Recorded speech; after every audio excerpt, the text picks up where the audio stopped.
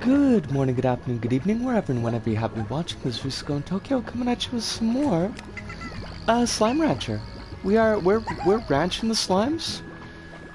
I don't know if you can hear it through the microphone, but oh my god, does the PlayStation 4 sound loud. Like, it's super loud and kind of terrifying.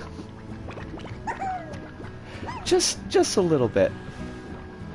Just a little bit terrifying, but you know, it's hopefully this, as long as it doesn't explode. I'd rather not have the fire department have to come to the apartment and, you know, pull the burning chunks of plastic out of my face meats. Oh, it's getting quiet. It's quieting down. Okay, that's good, right? That's good. I don't know what we was doing, so we're just gonna do stuff and check out stuff. We got what's Thora got for us? Don't suppose you got a cup of sugar? She's always wanting the sugar. Oh fudge! Honey slimes? We can't get. I don't even know how to. How do I get back to the honey slimes? And phosphor bits.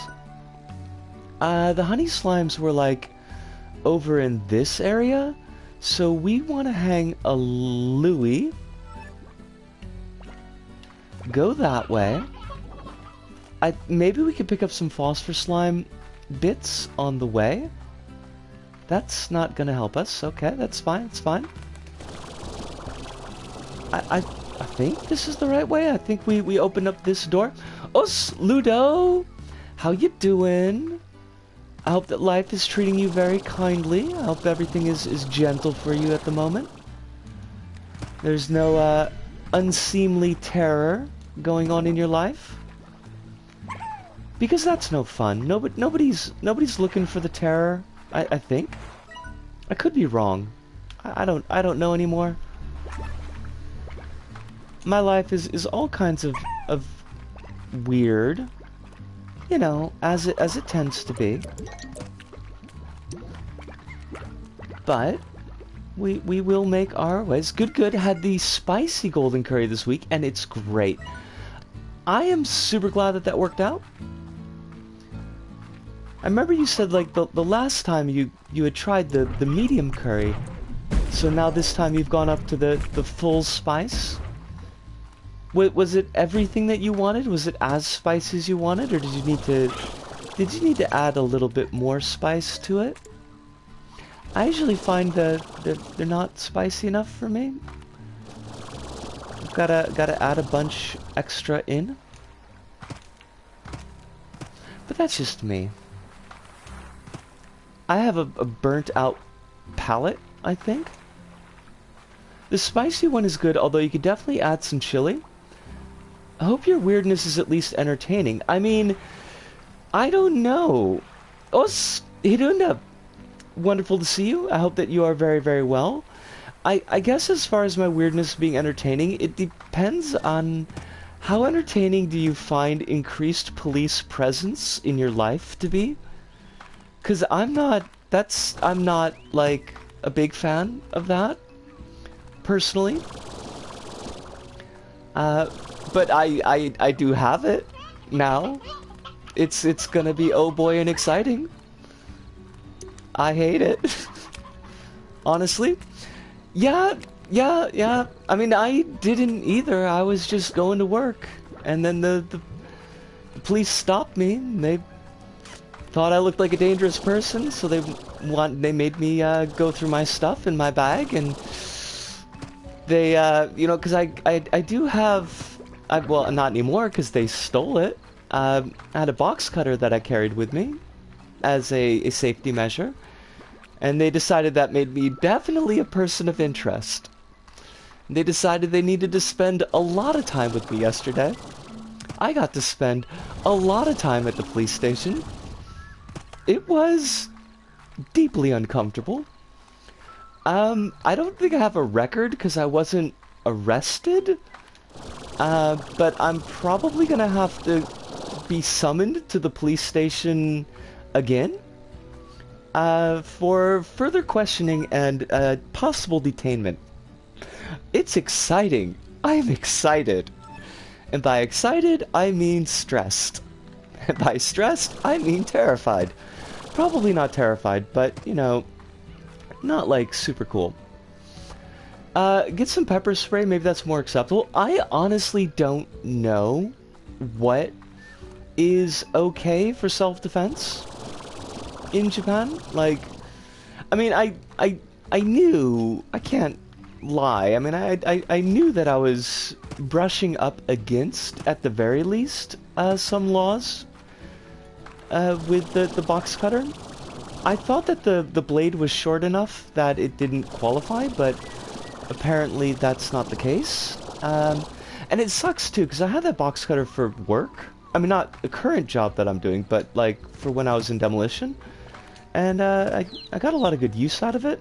So, kind of disappointed on that end.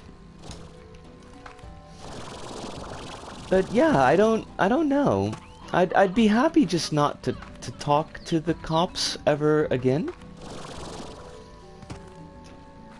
I got a ride in a police cruiser, and it was like the cop shop was not even a 2-minute walk away from, you know, where they had you know, stopped me to talk, and they summoned like 5 cops, and then they got a cop car. And they're like, you're gonna go for a ride. And I'm like, we could just walk. It's literally, like, not even a 2-minute walk. Like, nope, you get to ride in the cop car. It's like, oh boy, that's exciting. I'm excited. It sucked. It was so much not fun. Presumably the crowbar is less inconspicuous for personal defense. I imagine that would probably not be the case. Like, yeah, it was pretty scary. It was definitely not cool. Being in the interrogation room was not cool. This whole process taking 3 hours was not cool. Like being late for work and then having work go over late, so just I was exhausted at the end of the day was not cool. My boss, bless his heart, my boss was like, you should have just told them that the knife was for cutting up boxes at work. You could have told them that, and, you know, then there would have been no problem. And I was like, I mean, literally, yeah, that's true. But, like, I didn't know that he would back my play. I mean, I'm glad that he would. I'm glad that he said that, you know, he'd back me up, but I didn't know at the time that, like, because, like, what if I told them, oh yeah, this is for work, like, don't worry about it, this is totally for work, and they call up my boss, and my boss is like, I don't know what the fuck she's talking about, then I'd be, like, double up Schitt's Creek. So that was kind of not cool. It would have been way worse if he hadn't backed you up. Oh shit, wait, what did I miss?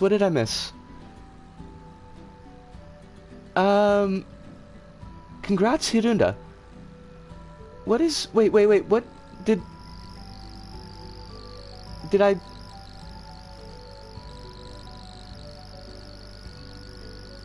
Was there a... Congrats? Congrats, Hirunda. I'm not sure if I don't know if I missed why we're congratulating you, but congrats to you. Oh, because you're done with all your stuff, right? Luda says, I guess you're tall enough to get them scared that they thought they needed 5 cops. Oh my god, it was like... It was so awful, and like... In the interrogation room, they didn't have, at any given time, less than 3 police officers, but they were never the same 3 cops. They kept on cycling them out. And then, like, just random cops came in to gawk at me. And that was super uncomfortable. I was not happy about that. I am so glad that you're free from the grasp of university. Oh, hi, I got detained and taken in for questioning because I had a box cutter. And okay, you want to know what really kind of like completely tripped me out here? This like really did nothing good for my like mental health. So they're like, why you got a box cutter? And I'm like, well, look, I'm trans. The world's not safe for queer folks. I don't want to hurt anybody, but like, in the event, I felt like I should have something for self-defense. Like, I felt for my own safety, I'd be better off just to carry something with me just in case. You know, and like, now these are like public safety officers, right? They're like, these are cops, and these are cops in Japan, where like Japan is a safe country is such a common phrasing, particularly when Japanese folks are talking to foreigners, that it's just like second thought, like it's just second nature. They always say it. Like, Japan's a very safe country, so like I assumed that they would be like, no, you're misunderstood, you're you know, overreacting to things. Things are very, very safe. If you've got problems, you should come to the police. If you're worried about things, like, you shouldn't worry because everything's okay. You know, you've got nothing to worry about. Nothing like that. Nothing like that. It was just like, they completely accepted the fact that I'm queer and worried about my safety without, like, a comment. And their complete and only focus was on the fact that it's illegal for me to carry a box cutter. And like, that started to sink in, and I was just like, wow, they're not even trying to pretend that it's safe for queer folks. So I felt all kinds of ways about that. So yeah, it's been a lot. Now yeah, like that was a weird moment. Like, they didn't make any suggestion what you could carry for self-defense. That sure doesn't help. No, they didn't suggest anything at all. They suggested nothing. They were just like, what you did was wrong. You knew what you did was wrong. This is a crime. You could be in a lot of trouble for this. We're probably going to have to talk to you again. But at the very least, the guy who did the interrogation was like, because I had to explain like 12 times that I'm trans, and I had to explain to different people like what that meant. And at least like the guy that I was talking to during the interrogation was like, but next time that we question you, it won't be a scary person like me questioning you. Like, we'll have a woman here to question you.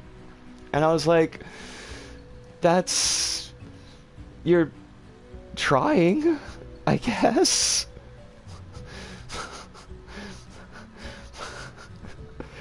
So there's that. I mean, like, anybody would have intimidated me because, like, they're cops. So, like, that's basically the nature of me dealing with people in authority in general. Is like, I'm just going to be completely nervous and freaked out. But, like, he seemed to think that specifically because he was a big tough guy, that, like, that was especially worrisome for me, and that they would make a special dispensation that the next time that if they need to question me again, that they'll have like a woman police officer there to talk to me. It's like, okay. I mean, I just would rather not talk to y'all ever again. Would be, you know, thanks for them to sweeten a pile of dirt. Yeah. I had photos taken. I had fingerprints taken. Like, it was a lot. It was a whole thing. It was excitement, and I was not excited. Ah, what a day. What a day yesterday was. I wonder if, like, see, because yesterday was, like, it was rainy and cold, and I decided to, like, wear pants. Because I was going to work anyways, and I was like, I just don't want the trouble of changing from my usual dress into a pair of pants, so I'll just wear a pair of pants to work, and, like, a shirt over top, you know? I wonder if I had just, like, dressed like I usually do for warm weather, in, like, just a skirt, if they would have even bothered talking to me. Like, did I look particularly scary because I was in pants? I don't know. So, yeah, that was my exciting day. It was exciting. Didn't enjoy it. It was unenjoyable.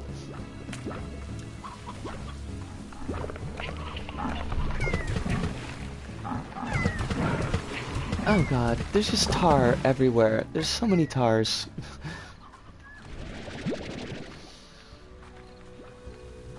But I don't know. Hopefully they won't call again. They won't want to talk to me any further. That would be cool. I would be cool with that. Cuz I really honestly like don't need to deal with this ever, basically. They took pictures of me going into my apartment to prove that it was my apartment. Like, the fact that I had the key, and there was mail in my apartment that was addressed to me, in my dead name, of course. That wasn't enough proof. They had to get photographic evidence that it was actually my apartment.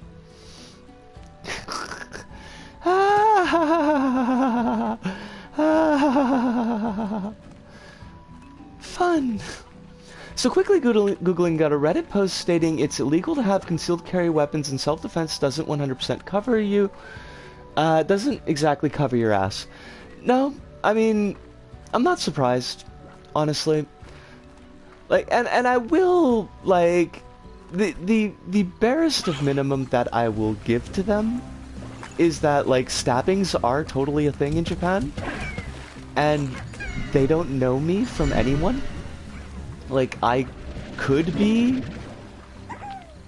like, a creep who goes around stabbing folks. We've had stabbings recently. So, like, I don't want to give them any credit at all, but I can, at least in a limited sense, see a little bit of where they're coming from. ACAB indeed, Chili Beans, like, totally ACAB. It was all about ACAB yesterday. So, like, it's a very complicated and messed up situation. Not pleased.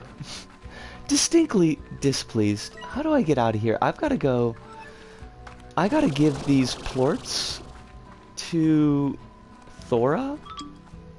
Also, Japan is super safe is a terrible excuse. It sounds like dodging actual safety concerns. Well, like, so here's the thing, Hidunda, like, safety is, and this goes for anywhere, but, I mean, not just Japan, but definitely in Japan, safety is extremely relative.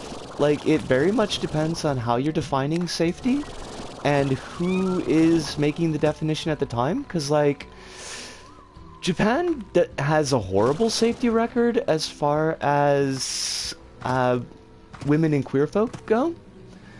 Like, it's got a terrible record for sexual harassment, it's got a terrible record for sexual assault, it's got a terrible record for people just getting roughed up for being queer. So, like, it's safe if you're cis-het, it's safe if you're white and male passing, it's safer if you're white and femme passing, but, like, it gets progressively less safe depending on, like, you know, what kind of crimes you're talking about. Oh wait, Automod. Yes, I will definitely allow that, Ludo. Sorry about that. I wasn't looking at the screen. Did I allow that through? I gotta go on to mod. Cops being bastards. And I hope we can give you some comfort by chilling out here. Ludo, you always do. I do super appreciate it. Like, don't feel like you gotta. If things come up, meat space always comes first, but like I do super duper appreciate it.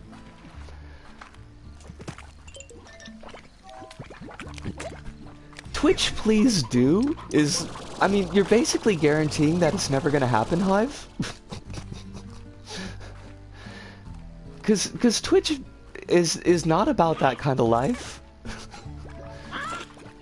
Sensible things to help out streamers? What? When? Where? May I be of cover by sharing a picture of me in my chat, chilling while watching the stream? Hidunda, that would be lovely. I would love that. That would be super comforting. The only thing I would have going on alternatively is some labbing. Then, thank you so much. And as always, and to everybody, just, like, it does mean a lot that y'all hang out. I appreciate it. All the time.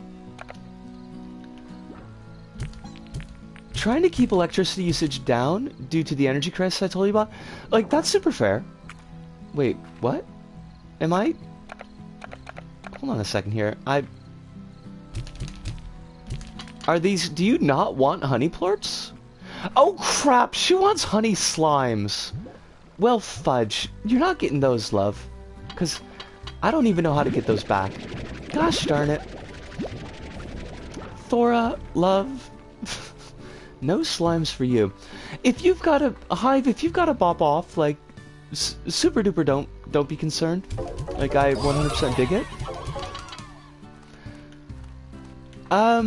Which does remind me, I do need to mention, Kronos will not be able to make it, and may not be able to make it for the near future, because a sump pump exploded, and it's, like, near his workstation, or the flooding is near his workstation, so it's gonna be a bit until that's repaired. But he wanted me to send his love, as always. I know, like, it is just, like, it's high chaos, but it's like, it's the bad high chaos times, apparently. But just wanted him to know that, that he wasn't, like, just dumping off or anything like that. And I told him not to worry about it, like, you know, meat space is meat space. Nothing can be done. He's okay. Like, I think perhaps, I'm hoping that the usage of the word explode here was slightly hyperbolic. In that probably it just backed up. But it could have actually exploded. That is definitely a possibility. Kronos. Kronos is experiencing sump pump flooding. So he's kind of in a spot, because I guess that his workstation is in the basement, which is, like, currently flooded with sump. So we're just keeping toes crossed. I will convey all good messages to him. I'm sure that he'll appreciate it. What are we doing here? I hate it when sump pumps dump sump. Quill, you are not wrong. I'm very lucky that I've never had the direct experience of a sump pump exploding. Although, like, we did have to deal with pulling up sump in one of the demolition jobs that I worked on. I can't remember which one it was. It wasn't the school. It might have been the optometrists, but it was, even like an old and empty sump pump is pretty hellaciously stinky. It's a lot of stink. So, yeah. Yeah.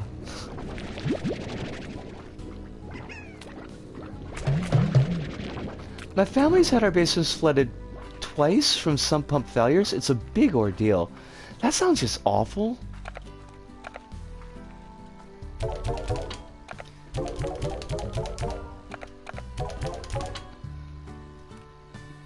Quill, are you doing well this evening? Are all of you doing well this evening? I was kind of like mid-story when everybody popped in, so I didn't get to do the usual checks that I would normally do, but we're hoping that at least your current life is not causing you any more stress than you are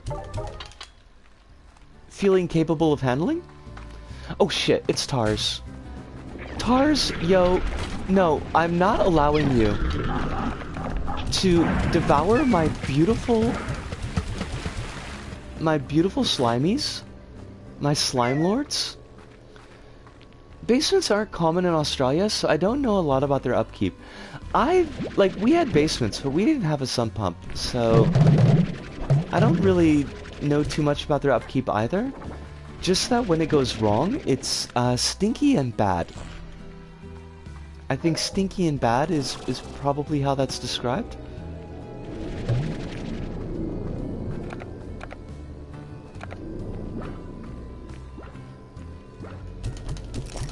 I'm just gonna give these things beets.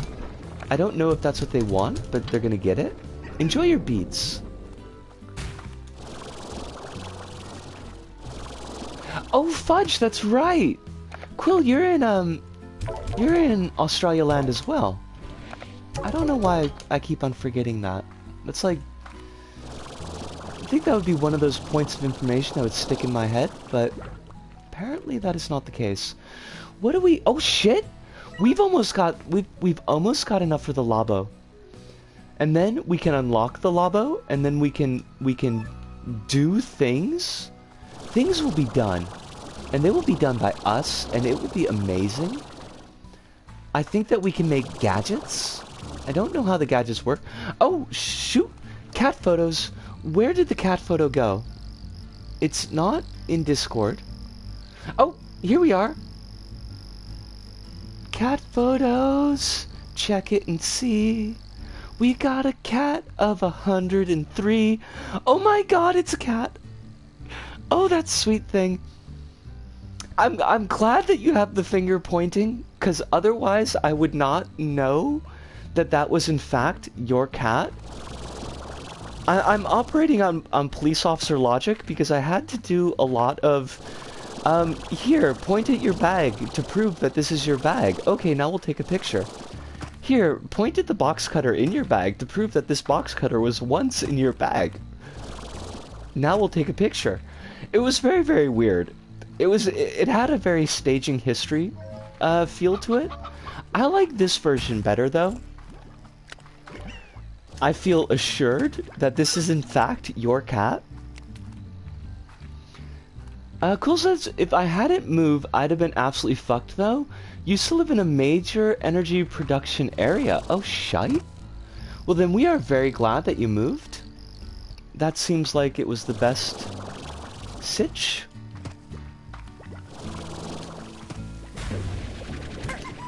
Slime, you are lovely, but you are also in my way. Really quite cold. Oh, that's right! You're going into winter! He's a big flute on white bed sheets. He's a cutie and a chair seat thief. I feel like there's like a rhythm in there. There's like a song that hasn't been discovered yet. And it would be very 80s. It would have to be an 80s song. He's a big floof on white bed sheets. He's a cutie and a chair thief sheet. Wait, a chair seat thief. I say that 3 times fast. I bet you can't do it. I bet you could do it, but winter, and we've had the front from the Antarctic too, so it's extra cold. Fucking hell. This is just not. This is not. I'm not accepting this. I refuse to accept your winter weather. I say nay. Indeed and verily, I have said nay. Nay has been said. Oh, now we find the plorts. Fine. I don't need pink plorts because they are useless. Pink plorts. Pink plorts. Oh shit. I'm getting cats aplenty. And I love it. Oh my god, look at this shy guy. This shy guy, and yet in the second pick is so regal. The regality just screams. You should address me as liege. Ambush me with cats. I am super cool with cats. Not cool for cats, because I'd have to listen to the song again. But I think the Thompson twins might have done a racism in that song, so we're not gonna sing "Cool for Cats" in our episode today. But I had a friend, my deeply problematic friend, who loved that song. Not deeply problematic for liking that song, more like, I don't know, just very bad ideas about what was and was not acceptable to do with people that was half his age. I don't have a cat, I just have a bonsai and a fern. That sounds lovely. I like bonsai. And I also like ferns. Not that level of oof buttons, not like anything that it would need CWs, don't worry about that, and hopefully you're not like imagining that and being worried about it. Just more like going out to his friend's speedboat and, you know, doing a lot of drugs and inviting somebody half his age to go and do drugs with him. And, you know, like, that's... Even if nothing that involves CWs is involved, like, that's ultimately a look. And in retrospect, I can say, that's a pretty bad look. That is a thing that I would not do with somebody half my age. Quill says, I have sent not a cat. I'm gonna check out this not a cat. Where is this not a cat? Not a cat, but he acts like one. Oh my god, this doggo. This doggo. The side-eye from this doggo. I feel like I want to explain to the doggo that I am not doing anything suspicious. That my activities as a slime rancher are completely licensed. It is a doggo. It's sweet, like, for some reason, and I have no idea why. But, like, this doggo just screams to me 80s kids movie energy. And I'm good with that. Like, I'm 100% good with that. But I feel like that this doggo could have been, like, the pet sidekick to the main character in an 80s kids movie.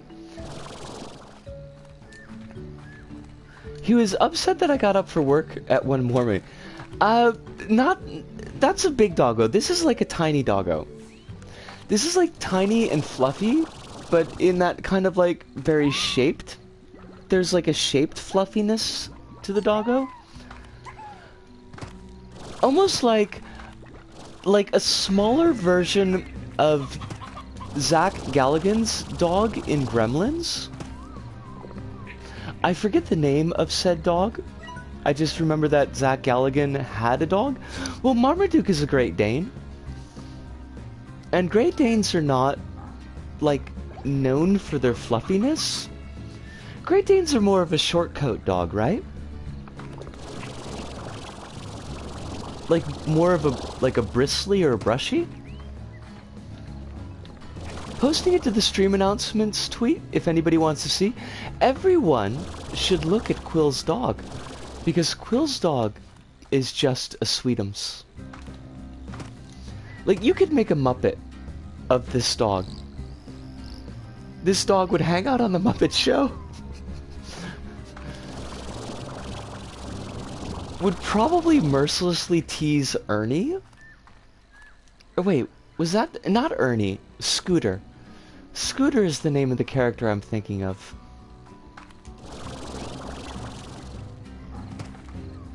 I don't know why,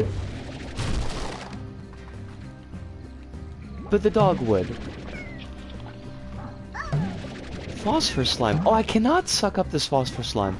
Now, I don't need this phosphor slime. He's very sweet boy, but very skittish. There is... I also said not a cat. Oh my god, I am getting so many lovely pets. Oh my god. Oh my god, this not a cat has got pecs? There are serious pecs on this not a cat? This is fabulous. Your not a cat is fabulous. He is buff. Like, this is a dog that I would want roaming the streets with me. If I were in a situation where I would need to roam the streets, the mean streets, I would want this not a cat with me. I think this not a cat would keep me very safe. Where, like, what? Isco, what the fuck are you doing? Honestly, like, literally, like, with your life, but also with this game, like, what in the actual star-spangled fuck are you doing? I'll share the kitty to the stream announcement as well. I love this. Like, I am... Honestly, I feel blessed. And I'm glad that my timeline is getting even more blessed. Because I realized that my timeline has been, like, kind of all over the map as far as emotional mood recently. Which is very on brand, but at the same time I feel like it could be a little bit whiplash for folks. So this sweet blessing of sweetums is super appreciated.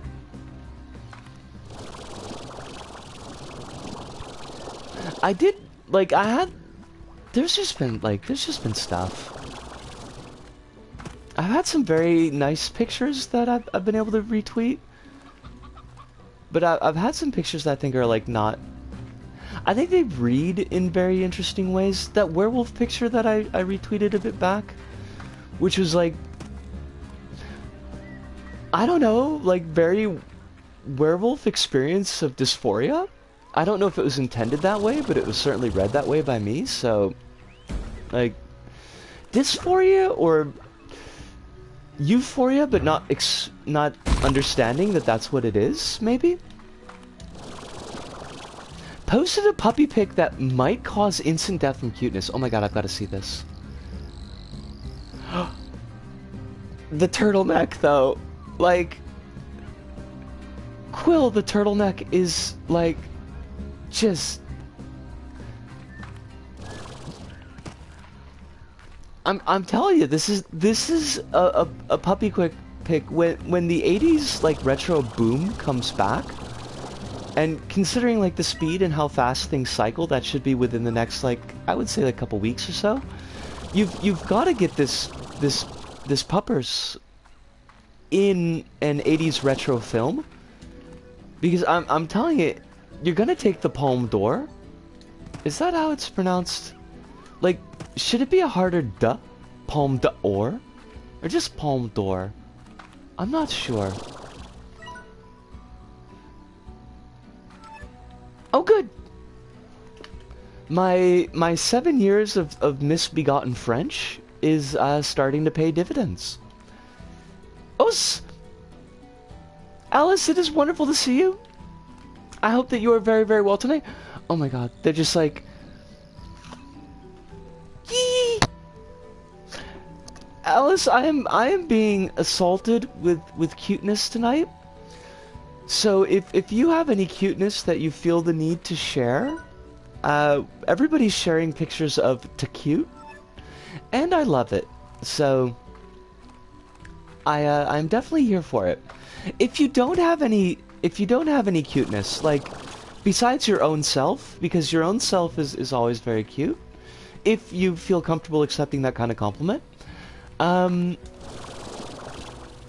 that's good enough. But if you want to share pet cute, like, you could do that as well. I would not say no.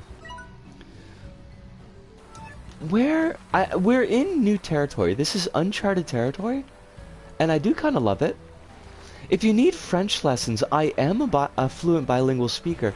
I mean, Hiruna, I'm afraid that any French that I relearn will just push out any of the Japanese that I barely know.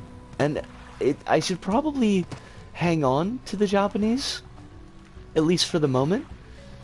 I feel like that could be important.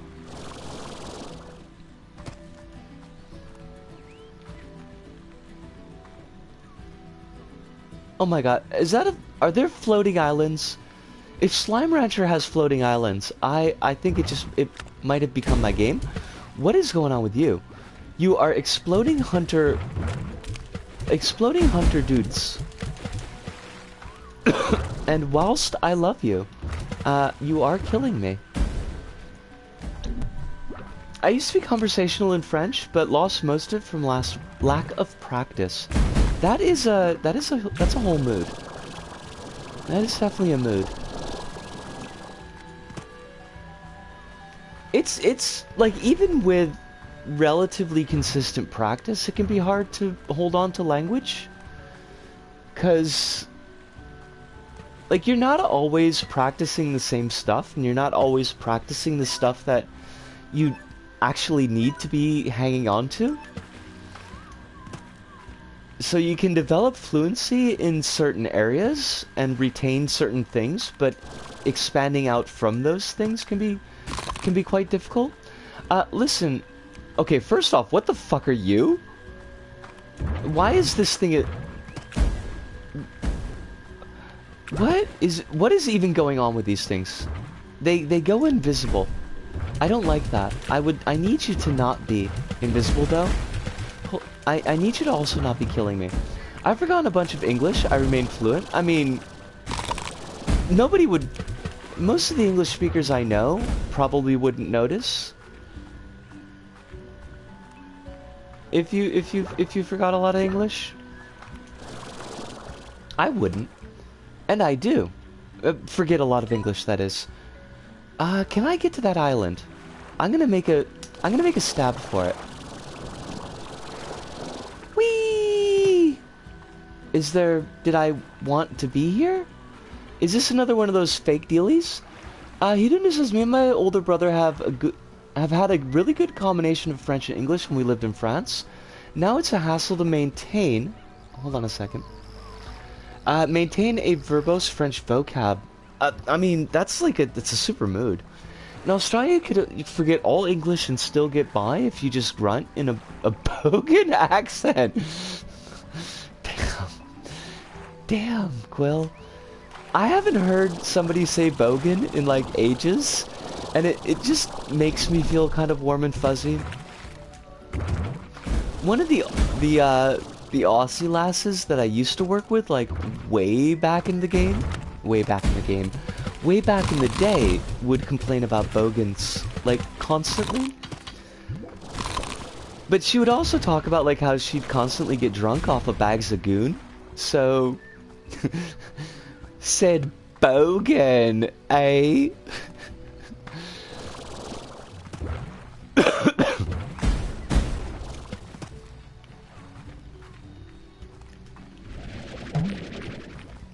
It was she whomst I learned goon from. Goon being a vernacular for bags of red wine. Goon bags are a tradition. They became a tradition at our school. You could drink goon. If you could drink goon, you're hardier sort than I. It's just like, it's bag rotgut, isn't it? Like, it's super cheap bagged red wine. 'Cause like, that's totally a thing over here.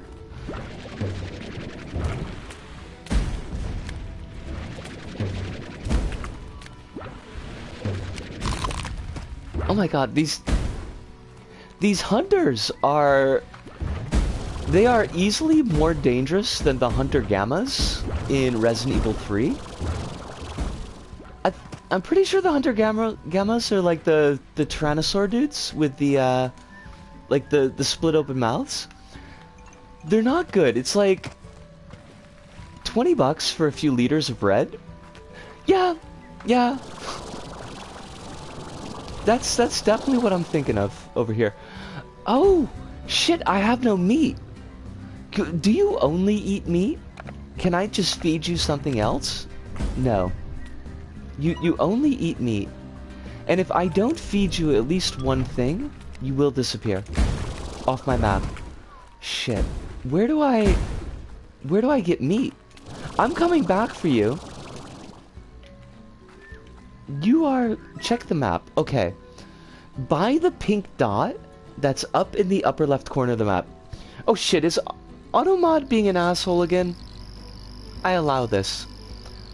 And lowlife is definitely added to the permitted list because, I'm a lowlife and I'm super cool with that. I embrace my lowlifeness. I mean, lowlife is not swearing like a sailor. Last time I had Goon, we turned it into so much sangria. That's... oh god. Yeah... For the longest time, like... I didn't know that sangria was not called WAP. Because that's what they called it at my uni. So... that was always a thing. Because I knew the other meaning of that word. Which... seeing as it was directed towards Italian Americans, and I am Italian American, then I think it's maybe okay for me to use, but I'm just gonna try not to use it very much. But, yeah, I don't know if it was spelled with the H, because I never saw them write it down. But it was basically like a bathtub sangria. Where they would fill a bathtub with cheap red plonk and a whole lot of fruit. And some vodka. I don't think vodka is technically actually an ingredient in sangria, but it was an ingredient in the sangria that they made. And it was pretty awful. And it wrecked my shit a lot. I don't think that we were drinking that the night that I had to go home without any shoes and I had cinder blocks thrown at me, but we might have been. Also, just as a brief, in case... I'm pretty sure I've told that story before, but I might not have told people here. So, one night in the very, very far back, in the before, myself and my first girl... oh wait, cat has to go to bed.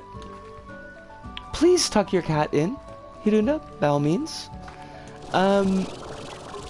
Might have been over at her place, at her dorm, canoodling. We'll just use the word canoodling, because we didn't really progress past canoodling. As a reminder for anyone who meets Aussie POC, don't make goon jokes at them. It's the Oz version about joking about fried chicken. Oh, well, that's shit. Quill, thank you for letting us know that. And that's a super good thing to keep in mind. And we will definitely keep that in mind. But also, that's really shitty. Racists have got to ruin shit for everyone. He didn't say he's got really thick fur. He has no need for pajamas. I mean, you could be furry and still have pajamas. That could totally be a thing. Dang it. Dang it! Pajamas are beneath him. Well, I mean, he is very regal looking. He's super regal looking. I only make goon jokes when I meet a mob boss with his henchmen. I mean, you could work a lot of puns, I think. I feel like you could do a lot of puns. And puns are always wonderful. I'm gonna get these honey slimes because they look delicious and delectable.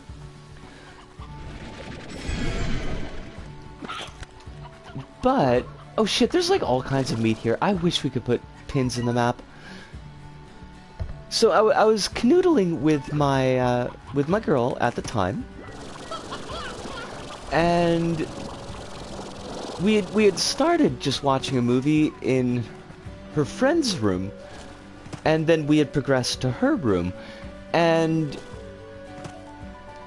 then it got time to me get kicked out of the dorms because it was past 12 o'clock.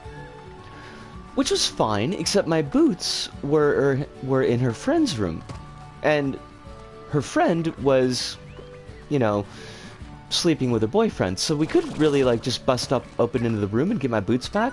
So I had to walk back from her dorm to my dorm in January in my stocking feet in the ice and the snow.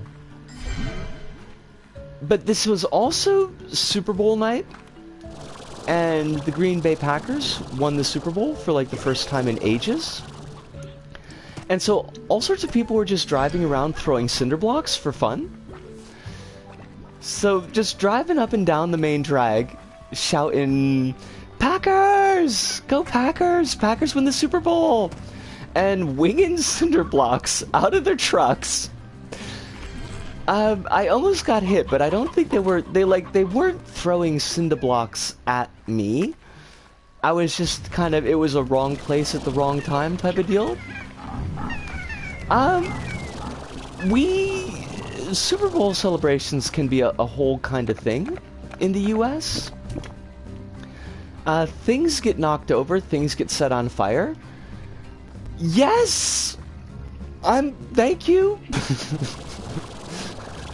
I'm glad that you remember that night, because otherwise, because it feels like something made up, but it was definitely a thing. Oh yeah. Yeah, it was a whole thing. The Packers, Wisconsin has got a thing for the Pack, and we definitely big time celebrations for the Packers winning. I want to see a bunch of rowdy trans masks driving a truck and yelling, "Oh my god, Quill! That would be fucking awesome! That would be sweet!" Shoot, what was the never mind? I would just, that would be divine. That would honestly be so fucking divine and just so, like, it would be wholesome. It would be destruction, but it would be wholesome destruction. Did you get modded? Oh shoot, you might have done, and I might not have caught it before the automod timed out. Don't you need 6 honey slimes? I missed out on that one, Quill. Like that was, all that stuff is timed, so. And he didn't just ask the cat if the cat wanted to say anything, and all he did was let out a little merp. If you did get modded, oh, it was, yeah. I mean, it's Green Bay. It's totally Green Bay. It's like with Wisconsin, all of Wisconsin, definitely Milwaukee, but like it's the Green Bay Packer love is there. It's alive. It thrives. I imagine it hasn't changed. Gotcha. Oh, Des, it is wonderful to see you. I hope that you are doing delicious tonight. I don't know if delicious is the word that I wanted, but it's the word that came out. I guess I was just thinking about Black Phillip. I hope that you are living deliciously. We are feeding things. There are Packers bars across the US. It's creepy. And Des, you're sunning yourself? Oh, it's because it's the afternoon for you. In the conservatory, like, Des, it's exactly what I was gonna say.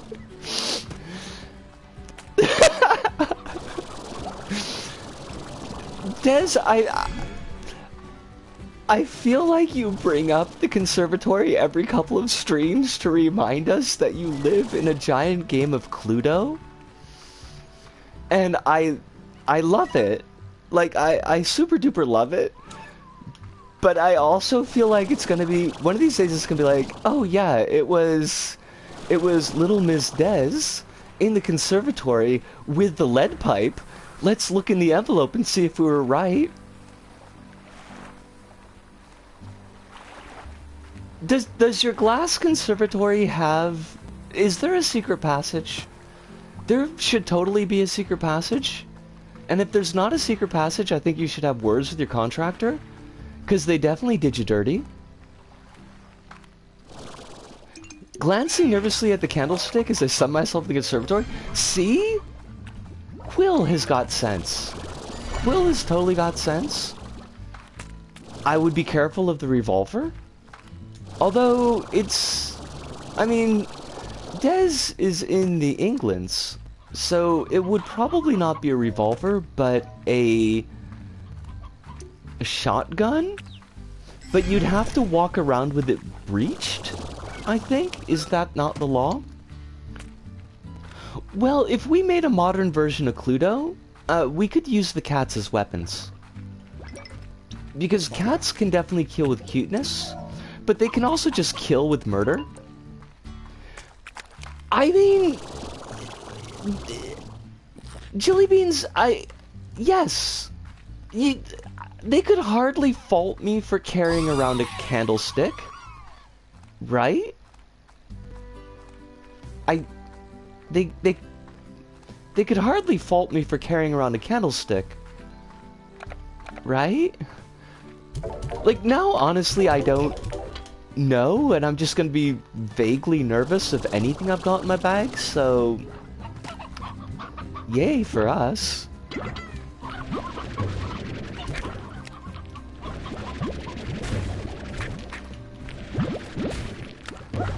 Why you got this candlestick?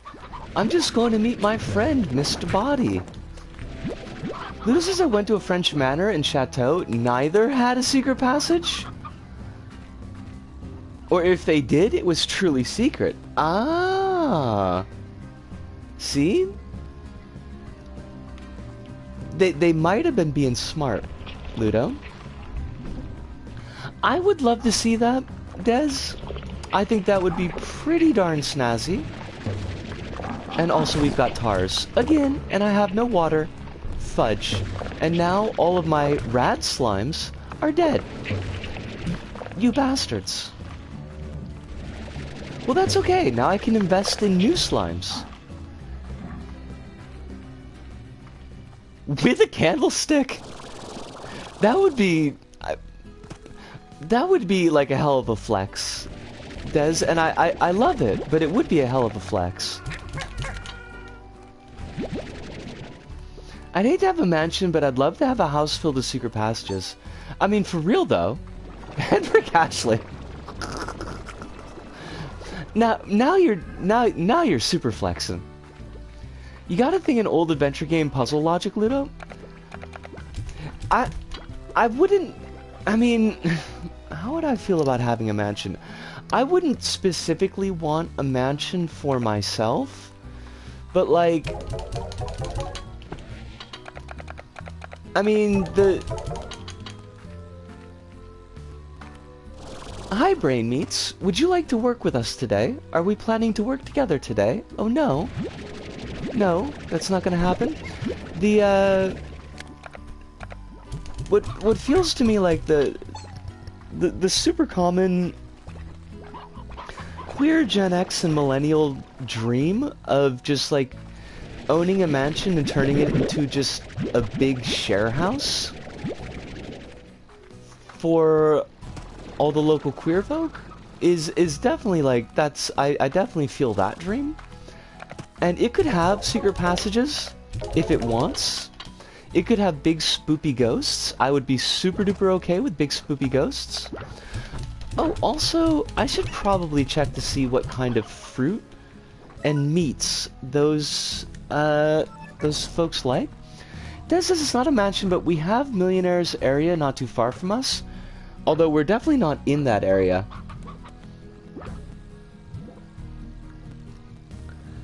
Ludo says, now you're flexing like you would never give up and never hold down. Okay, I love it. Welcome back, Hirunub. We discussed Cluedo and Packers, both in the Green Bay sense and the Transmask sense, and Rick Ashley. As usually, we do seem to come back to Rick Ashley a lot. Now, I should write down notes, because I'll just forget shit. Honey slimes like mint mangoes. I do not know where those grow. So the honey slime is going to get whatever the fuck I give it.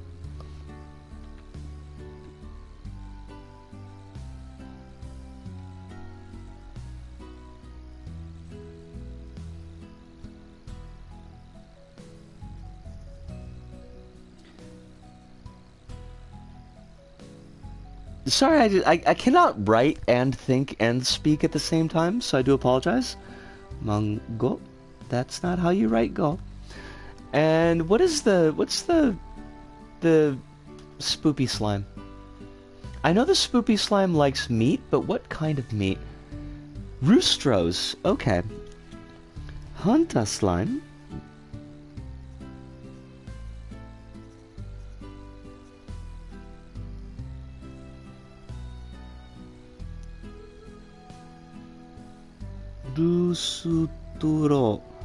Lustro. Excellent. Okay, well, if I see any of those, what's the most expensive? Oh shit! Jelly Beans, have a wonderful day at work. I hope we didn't miss you. Please be careful, and we love you too. Thank you so much for dropping by. I like, what is going? Quill says, imagine how strong a Green Bay branded Packer would be. Like, would a Green Bay? I feel like a Green Bay brand, like to truly be a Green Bay branded Packer, say that 4 times fast, it would have to be like cheese print with the Green Bay Packers logo on it, and then it would be, you would truly capture the energy of the Green Bay Packer. I like, not being transmasked myself, like I don't know how far I want to push the bit, although I am deeply amused by the bit. But I do want to know, like, if there are any transmasks out there who run with that bit, because it's perfect. It's so perfect. Alice says, if you see a mansion in Europe that is still used, it's probably owned by a robber baron, that 100-year-olds or their kids are a combo of tech bros and weird European traditionalist weirdos. Ooh, don't like those. Don't like them. That's not cool. There's gotta... I hope so. I hope so, and I honest to dogs hope that they're living their best life. Like, because I feel like they would... I hope. You know, I cross my toes, but I hope and feel like they would bring the synthesis of wholesomeness, but also Packers fans. Because sometimes the Packers' energy, this in the Green Bay sense, not the transmask sense, but sometimes the Green Bay Packers' energy is not like the most wholesome energy. I feel like the transmask side could kind of balance it out. I have the utmost respect for anyone who'd go that far for a funny bit about their junk. I mean, you gotta... I don't know, like... I feel like you've gotta have a bit of a sense of humor about it, or else it'll just kind of eat you alive. So... help me out here and I'll make sure you get what's owed? That doesn't sound terrifying, Thora. What the fuck, though, Thora? You'll get what you're owed. What does that even mean, Thora? She wants regular hen-hens, though? Regular hen-hens. Like, but I don't want any of the shit that she's given us. I had a mental visual of a display case of novelty sports team branded Packers. Oh my god! Oh my god!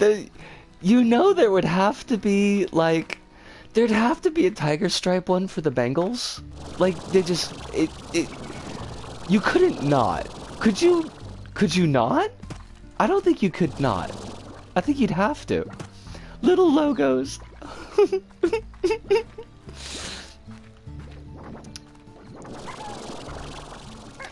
I love every moment of it. And I dearly hope, I dearly and sincerely hope that there's someone out there with a healthy enough feeling about their junk that they could run with a bit. Imagine a sports team packer unboxing and review channel. Somebody should be writing this down and giving this to our transmask friends, because like we could be paying somebody's rent right here. We could be paying the rent of someone. Hello, Hen Hen. I don't remember, what else did she want? She wanted Hen Hens, and she wanted, like, I don't know. What did... She wanted Hen Hens, rad plorts. We're not gonna get any rad plorts because we're not in that area of town. Fine.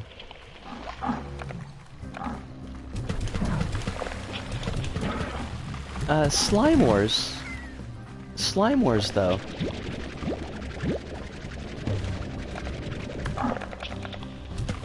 Could you not? How about if you not?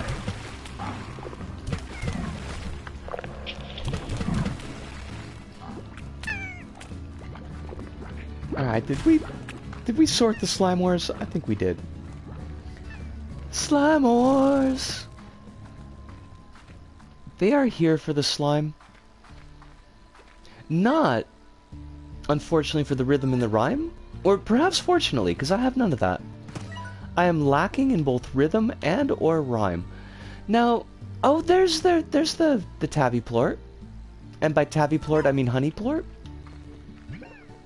So, if we could find some fruits, some fruitsicles, that would be good for us. Now, that's where we need to be. Good. Fruitsicles. I don't know where we can find mango mints. Oh shit. Please, you don't need to rough my shit up. I'm feeling very delicate. Angry slimes. These angry slimes, like, they've got no time for anybody's feelings. Angry pink slimes are the Ben Shapiro of slimes. And I'll brook no argument. Ew. I'm just imagining that now, and I'm kind of wishing that I hadn't. I feel like I may have created an image that's too powerful.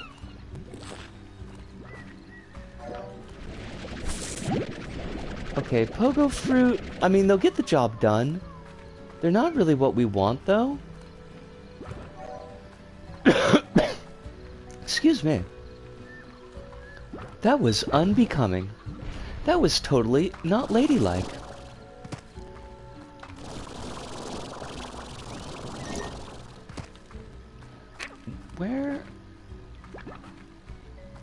Where am I going? I very much feel like Slime Rancher is acting as some kind of metaphor for my life. Because I've got no idea where I'm going, I've got no idea what I'm doing.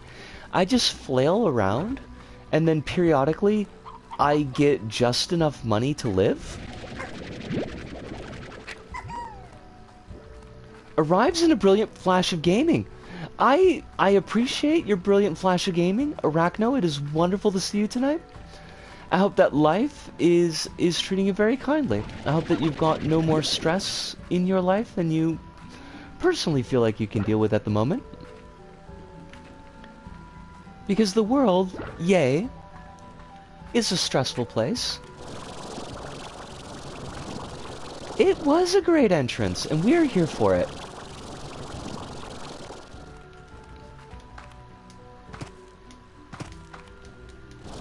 You've missed a lot of sports talk, Arachno, but very, like, to the side sports talk, so maybe you didn't. I don't know, it depends how much you like sports.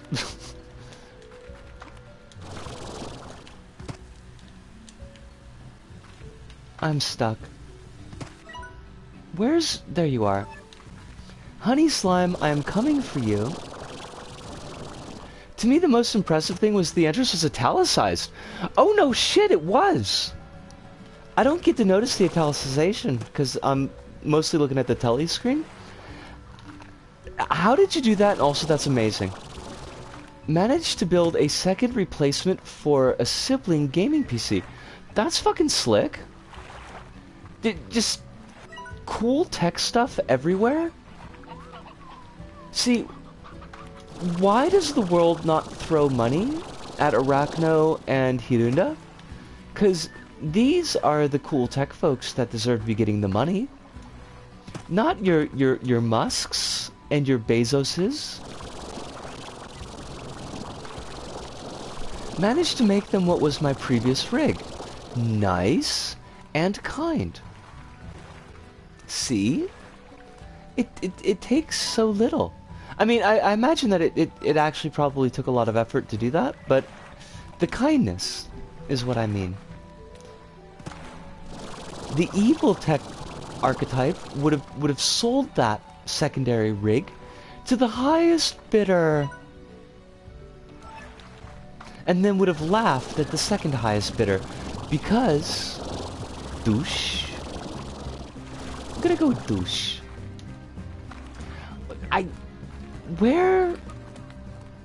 Why is this Honey Slime gotta hide from me? Honey Slime, I would like to feed you. I am here to give you food. I wonder if I could get some funding to work on Kayak VR game. There's gotta be somebody who wants it. One would hope, one would imagine.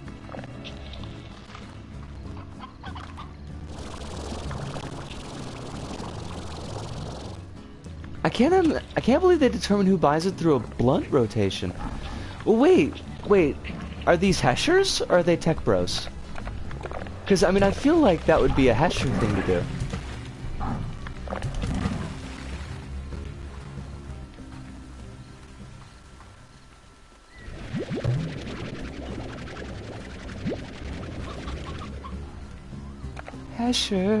Heshers.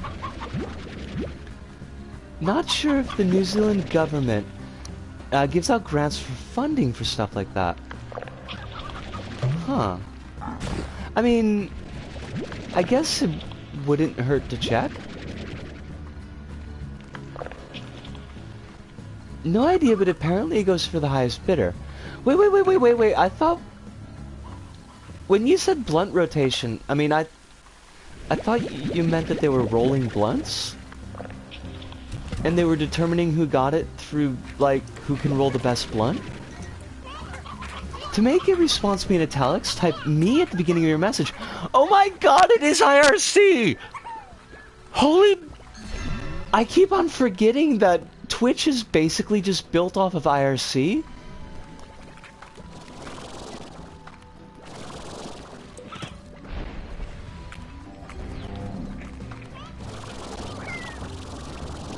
Yeah, cool. Usually don't you have to pay to get in a blunt rotation? Okay, could we... I just want to pause here for a second. Because I am old, and I am tech illiterate, are we or are we not talking about drugs right now?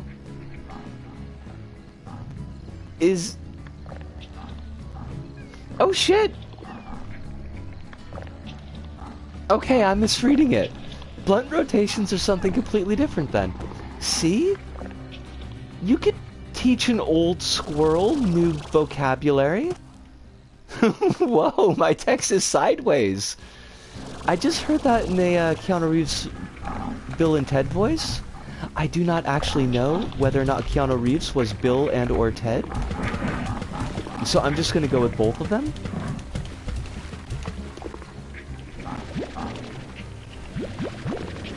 Blunt rotation is taking turns huffing on a blunt of weed. That's all. And you don't pay for it usually. Okay.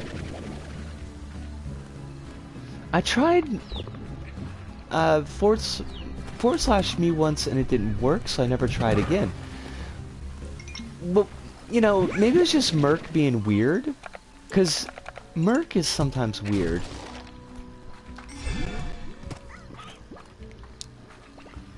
I need more chimkins, and I need more fruits. Why are you hiding the chimkins and the fruits from me? Realize my name is Quill, and my dog is named Nettle, which are both things that hurt you when you touch them.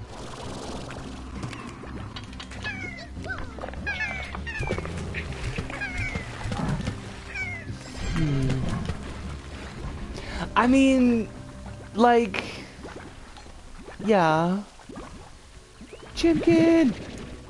Slash Me! Slash Me is the horror movie for, masochists. That's what that is. Didn't know that that was a thing, but that's totally a thing. It's a briar hen. I love briar hens. I have a theme. I don't know. You've never hurt us, Quill. I mean, we've not physically touched you. And wouldn't without any kind of previous, I was gonna say approval when the word I obviously wanted was consent, but... Oh shit, I just threw my chicken away. Chimkin! Chimkin! Oh fudge. Where are my chimkins? I lost my chimkins! Come to me, chimkin. I am going to feed so much cat. Is it really a horror movie then, Risu? I mean, it would be for, like, the censors. They'd be like, these people in a consenting sadomasochistic relationship, we can't be allowing this on our screens or we'll corrupt the youth. The youth will be corrupted into believing that what you need is consent in a relationship. Can't have that. Approved in this context. I'm worried. Nobody here has tried to hurt me, so there's no need to be defensive. That's a mood. Quill, that's a mood. The best that I can promise, and I think I speak for my mods, but I also think I speak for the broader community, is that we will not allow you to come to be harmed, at least as long as it's something that we have any kind of influence over, which means at the very least in this space.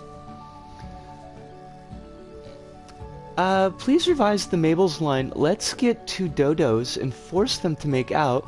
This plays is too adult for our audience. Look at the context here. Mabel is talking about traveling back in time, picking up two extinct birds, bonking their beaks together while making smooching noises. How could this possibly be offensive? Approved in this context! I saw that. I didn't watch the full video. But it is very Disney. In the movie poster for the movie Horse Dad, please omit the pipe in the horse's mouth. Why? Is the concern that will influence horses to smoke pipes? I mean, it's... Look, Hive, there are more and more horses every fucking day are picking up pipe smoking. This is a crime and we gotta stamp it out. Mr. Ed is out there smoking from a pipe, and by pipe I mean a water pipe, and by water pipe I mean bong. Hiduna says that we're all precious. See, Alice has got me backed up on this one. Well, you're precious too, Hiduna. That's where you get to be included in this.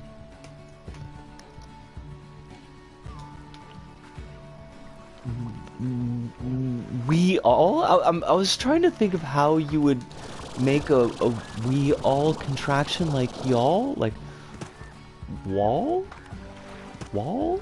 I don't think that works. Wall? Wall are precious? Mr. Ed is a right bastard.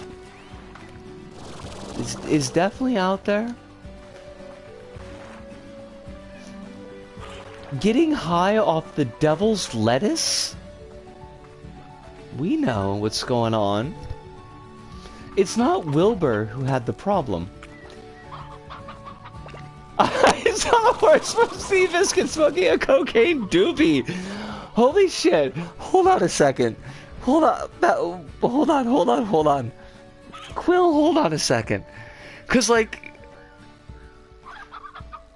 I know that's a reference to something. I have seen the phrase smoking a cocaine doobie somewhere, and I don't remember where, but I feel like I've seen somebody unironically use the phrase cocaine doobie, and recently. Oh, it's gonna... Aileen! Here comes the mother flippin' House of Hubbard! Oh, shoot, are we getting raided? Is this a raid by the House of Hubbard? Well, welcome, raiders! It is wonderful to see you. Happy Pride Month to all of you. Was in a Thought Slime vid recently. Okay, good. Because I was gonna completely just... Holy hex! I'm gonna put myself in the soup right now because I just noticed that we've got 96 people watching us right now. Holy fucking shit. I've never had 96 people in this channel at once. It's the exact mirror opposite of the nice number, which means it's Ekin? Wait, Ekin. It's the snake. It's a snake. It's Ekin. Welcome to everyone. This is wild. Introductions. I'm panicking now. Hello, my name is Risco.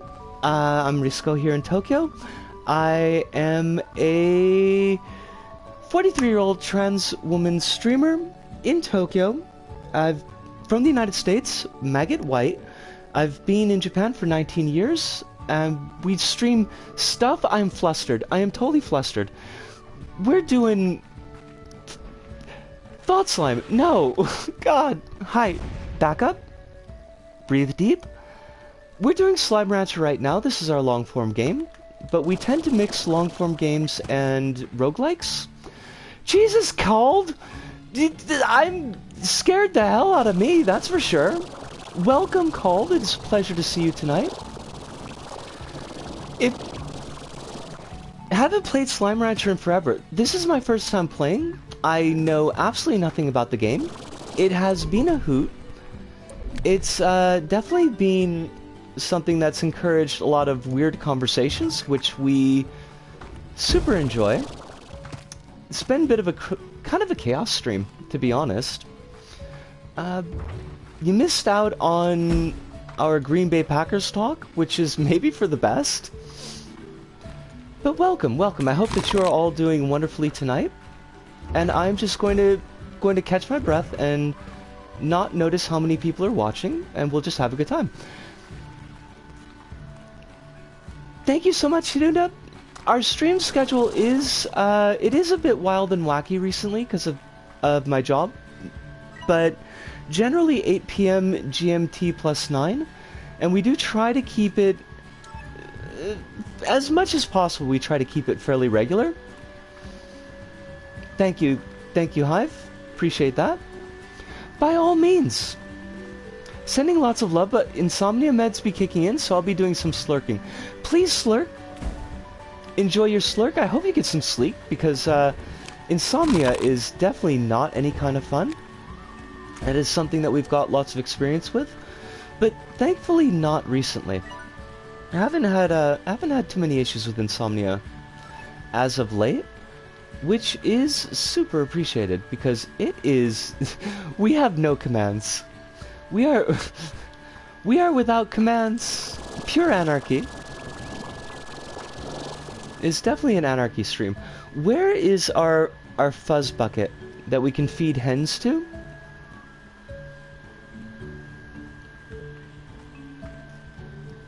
We just saw this thing. It's by the pink dot right behind us, right? It's over there. There is a fuzz bucket, and we will feed it.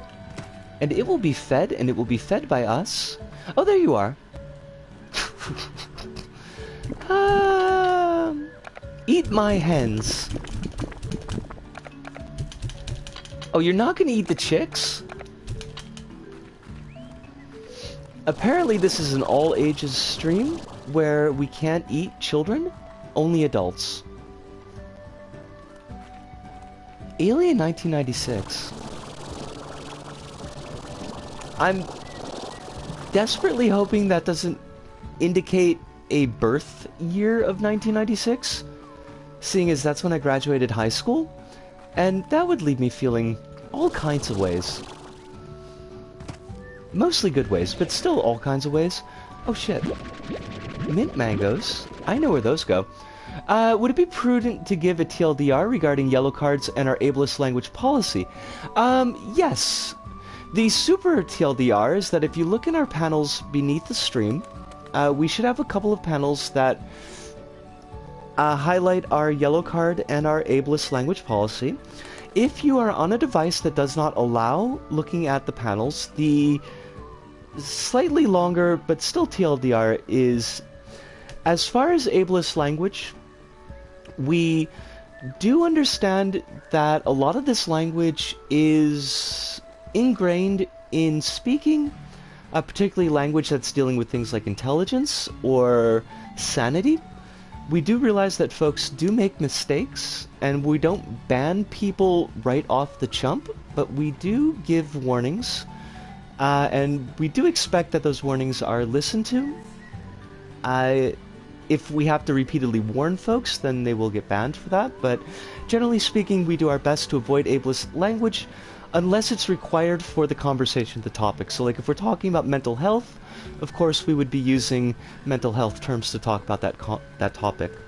The yellow card system is, if we are on a topic that is causing a lot of stress for people, although we do try to content warn on topics when we are going to be talking about something heavy, sometimes topics come up that are just a lot for people, and we get really, really heated about topics, and if you feel like things are getting a little bit too hot, if it's something that you feel like you're having trouble dealing with, that you can call a yellow card on that topic by @ing a mod or myself with yellow card plus topic, and we will try to wind down the topic and divert it to a different channel.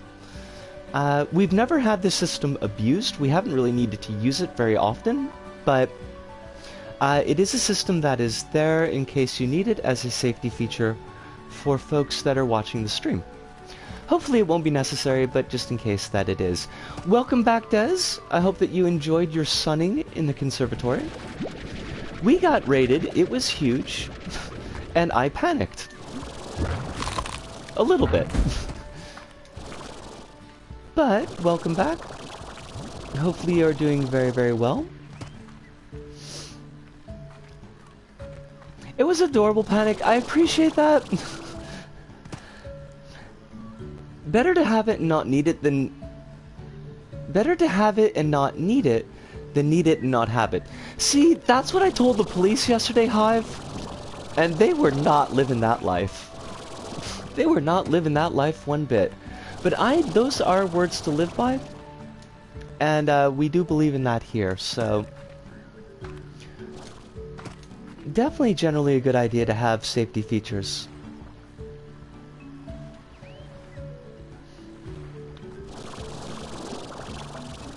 Hello, Invisible Cat. I have brought you these chimkins. Please devour them with love. From me, I am a squirrel.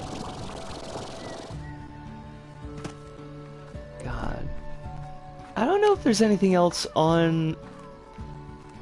I don't think that we've got anything on new or old business at the moment, actually. I haven't seen any new movies recently, although I did see, and I'm kind of a little bit, not salty about it, but like, kind of like an oh crap type of feeling.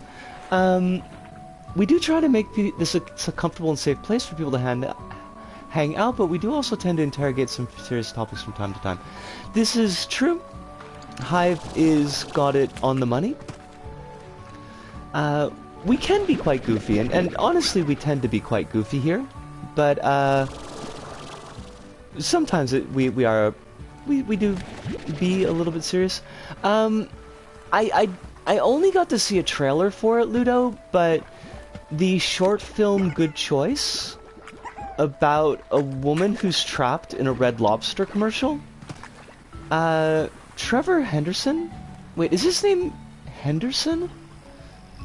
The dude who did Siren Head tweeted about it recently, and apparently it's this short film that was done, and it was on like the film circuit for a while. But I have not been able to find a full video of it. I don't know if it exists anywhere in full video form. Ooh, Dimension 20. What is Dimension 20? And I would love to hear that. It looks like a whole thing, though. The good choice looks like terrifying time loop and breakdown of reality kind of thing. It's a college humor D&D series. I imagine that if you're binging on it, it must be pretty good. Every now and then we try to make Nisu lose her composure with puns. I mean, that's like not hard to do, Hive. Honestly, that's really it takes so very, very little for me to lose my composure with puns, or in general lose my composure at all. So there's that. I keep on losing. Speaking of losing, I keep on losing this big tabby. Dimension 20. I should put that into just so I can find it again. Dimension.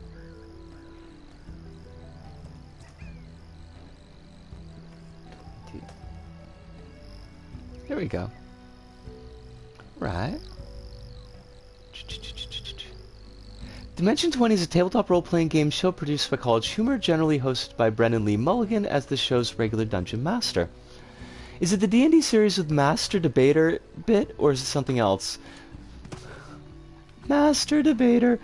Well, now we've got multiple backups for this, which means that it's something I will definitely give a look-see to. I'm glad that it's not the one with Master Debater, because I feel like that's a joke whose time has passed. But that's just me. I might just be getting a little bit old for that. Dimension 20 is wildly good. Quill, it's wildly good. You get sucked into fantasy political drama and intrigue and forget that all the characters are made of... What? You're okay. That's why it's just a soft correction. It's not like I'm not putting my angry pants on. But the what is not about the correction. The what is about all the characters are made of food. Could I ask what the actual hell? Like what the Sam hell?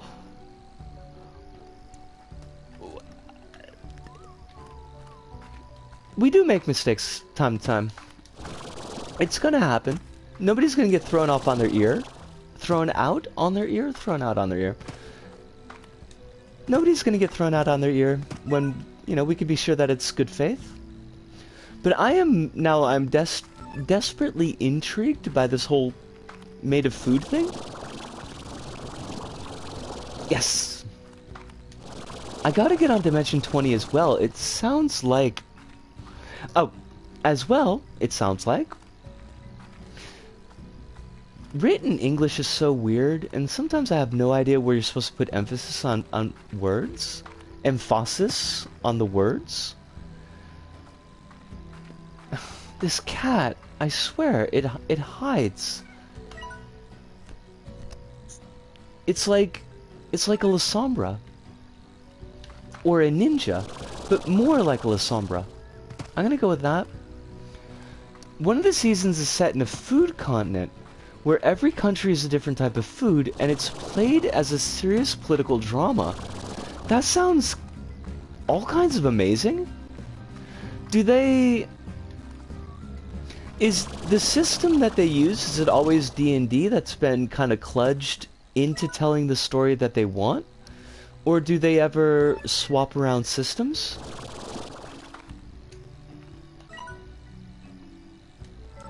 It just sounds very GURPSy.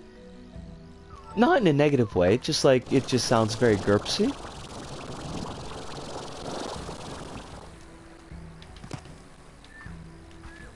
Does anybody even use GURPS anymore?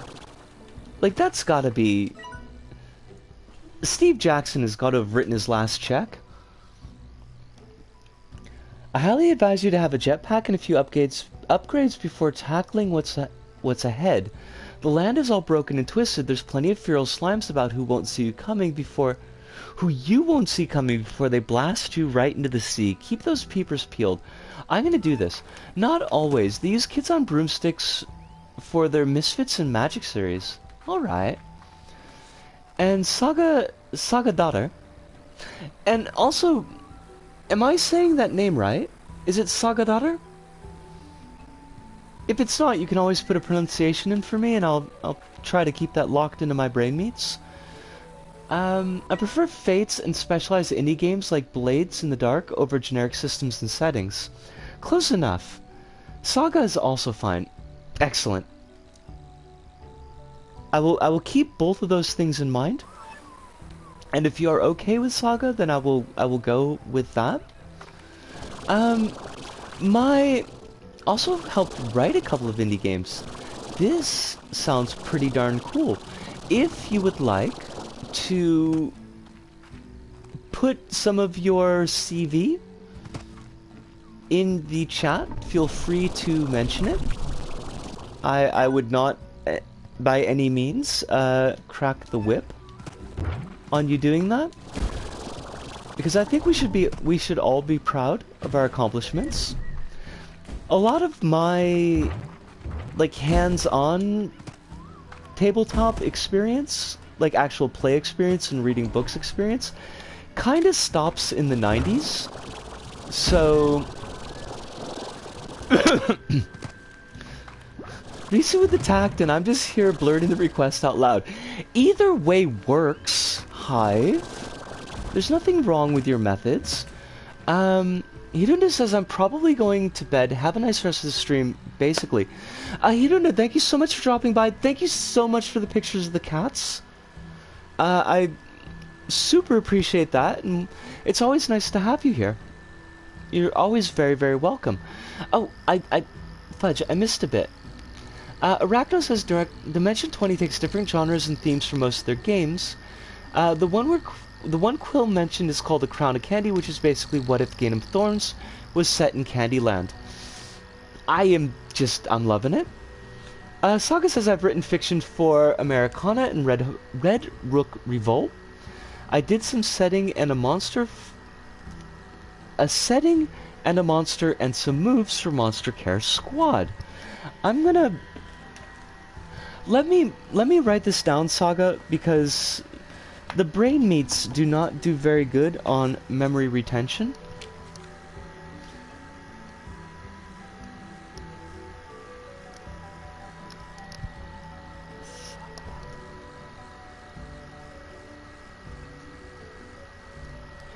And we've got Americana, Red Root Revolt.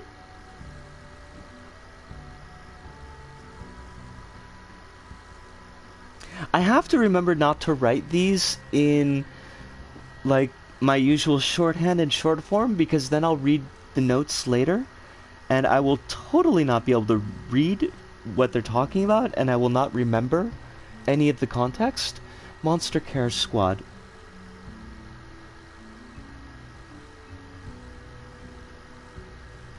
Yosh!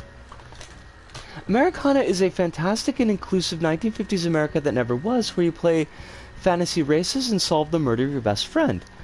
That's... like, okay, so...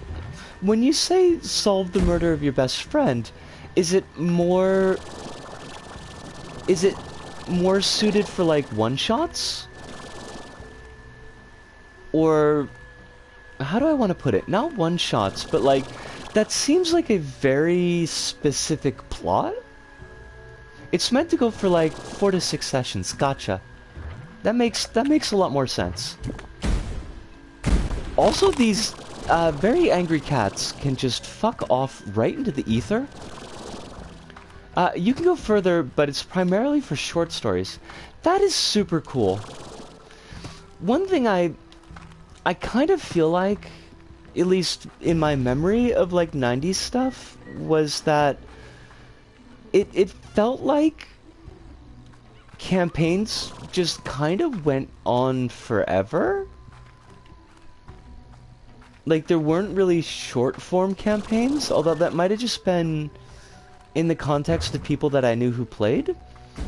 Sokka says Red Rook Revolt is revolutionary industrial fantasy where you resist an expansive empire using demon-powered guns and the power of friendship and community.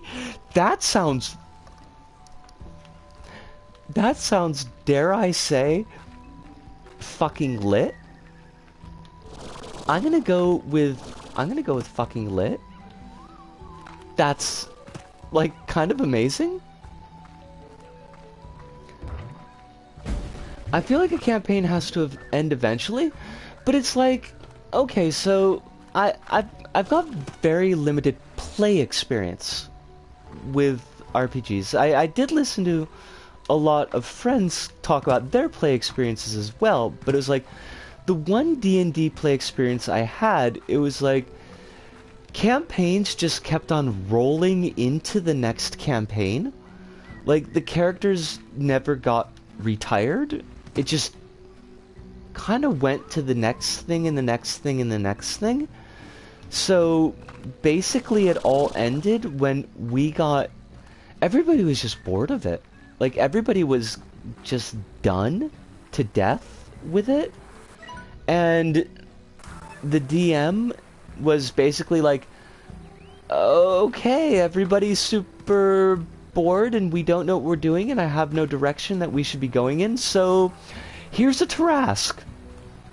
Just fight the Tarrasque. And, like, of course it was designed so that we all died because it was just meant to kill everybody so that we could just be done. And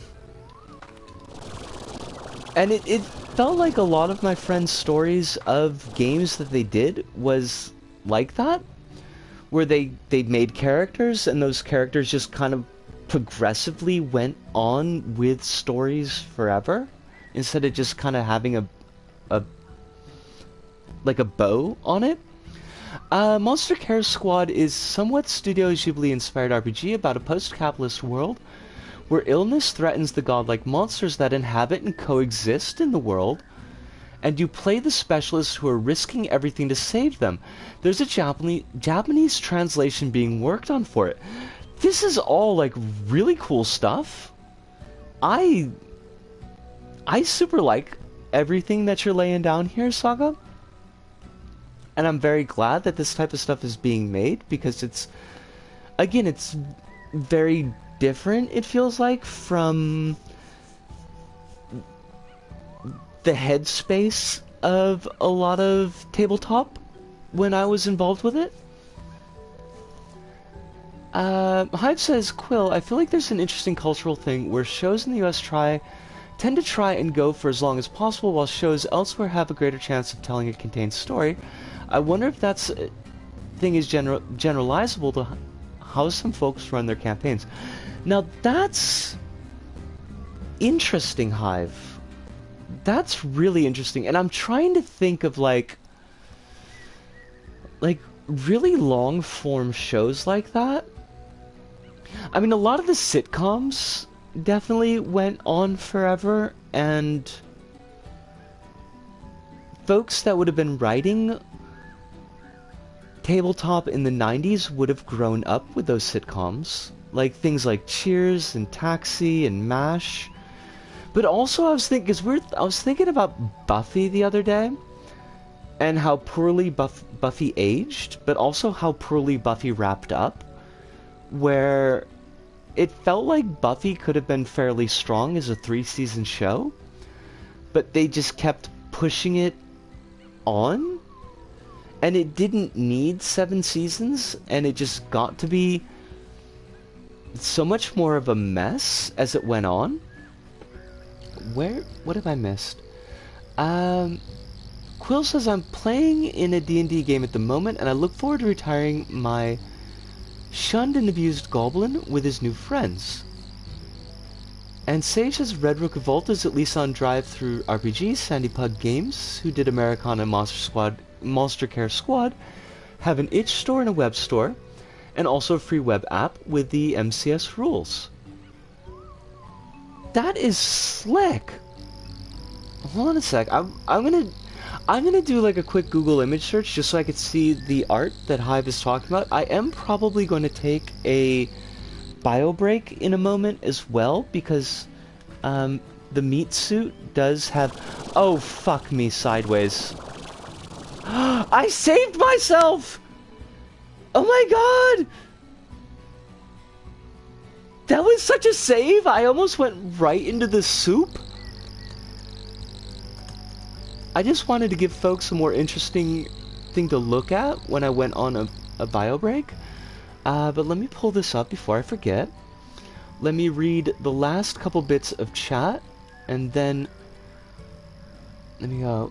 Seeing their art for our monsters is so amazing. Okay, so that's about Leafy. Rakdos is literally anything with CW, looking at you, Supernatural and The Flash. Supernatural was like forever and a day though, wasn't it? Yeah. My avatar on Twitch is actually my Americana yearbook picture from kickstarting it. Also check my DMs. I will check your DMs. Has anyone played Rain? I have not played Rain yet. I gotta check these DMs, and then I am like super duper gonna do the bio break, and we can look at this beautiful scape. The monsters of old Amara need you. That looks slick. That looks slick. But, breaks of the bio. I'm taking the breaks of the bio now. Hive, chat is yours. Everyone, please be kind to Hive because they are an amazing person. And I will be back in... Give me like a couple of minutes because I'm going to make up some coffee too. Some coffee. The needs of the body outweigh the needs.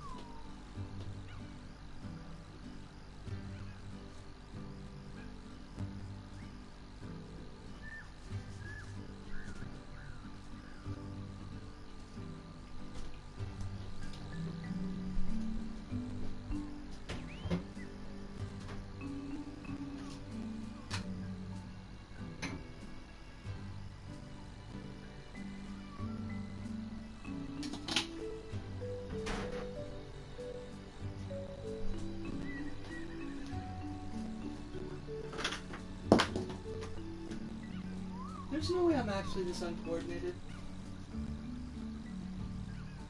I mean, there's completely, totally a way that I'm this uncoordinated, but, like, it's kind of embarrassing.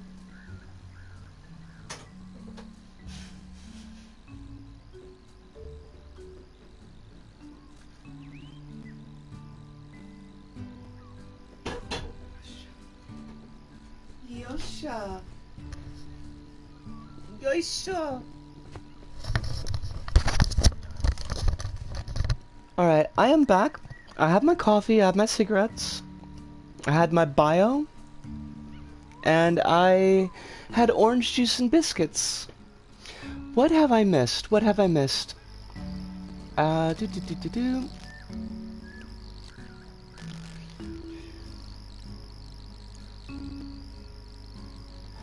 Visu, Saga, are you okay for me to link the games mentioned?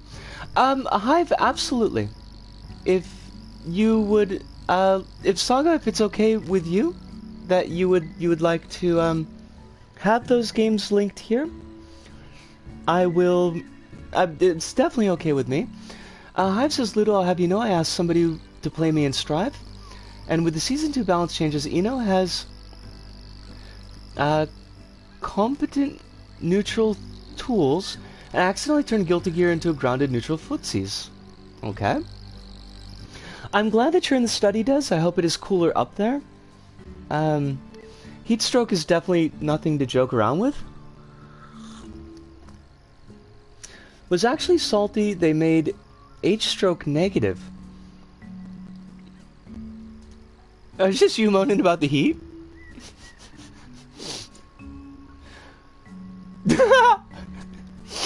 Quill! Grounded neutral footsies sound like something you do. Your roomie yells at you for flirting too hard in front of them. I love it. I love it. And Des, don't worry about moaning about the heat. Like, I'll be doing that in... Give it like another couple weeks, because summer is definitely getting here. We are in rainy season right now here in the Tokyo area, which basically means all of Japan is in rainy season, because we're kind of all in the same strip of land. But once rainy season is done with, it's gonna be... It's gonna be a bear. Every summer has been worse, and I'm not looking forward to this one. Like, the Osaka summers were pretty bad, but Tokyo is just... It's a whole nother world of nastiness as far as heat goes.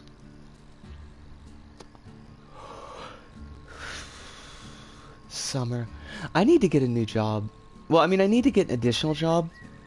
This 2 nights a week thing is not cutting it.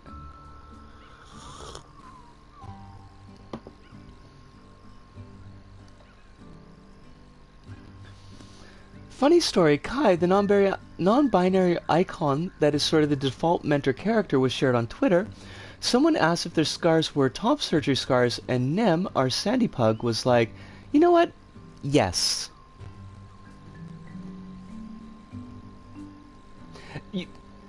See, there are times when I really do need a webcam because I just dropped straight into the you know what, thumbs up skis move, and nobody can see that. But these are big thumbs up skis from us. That is fucking awesome.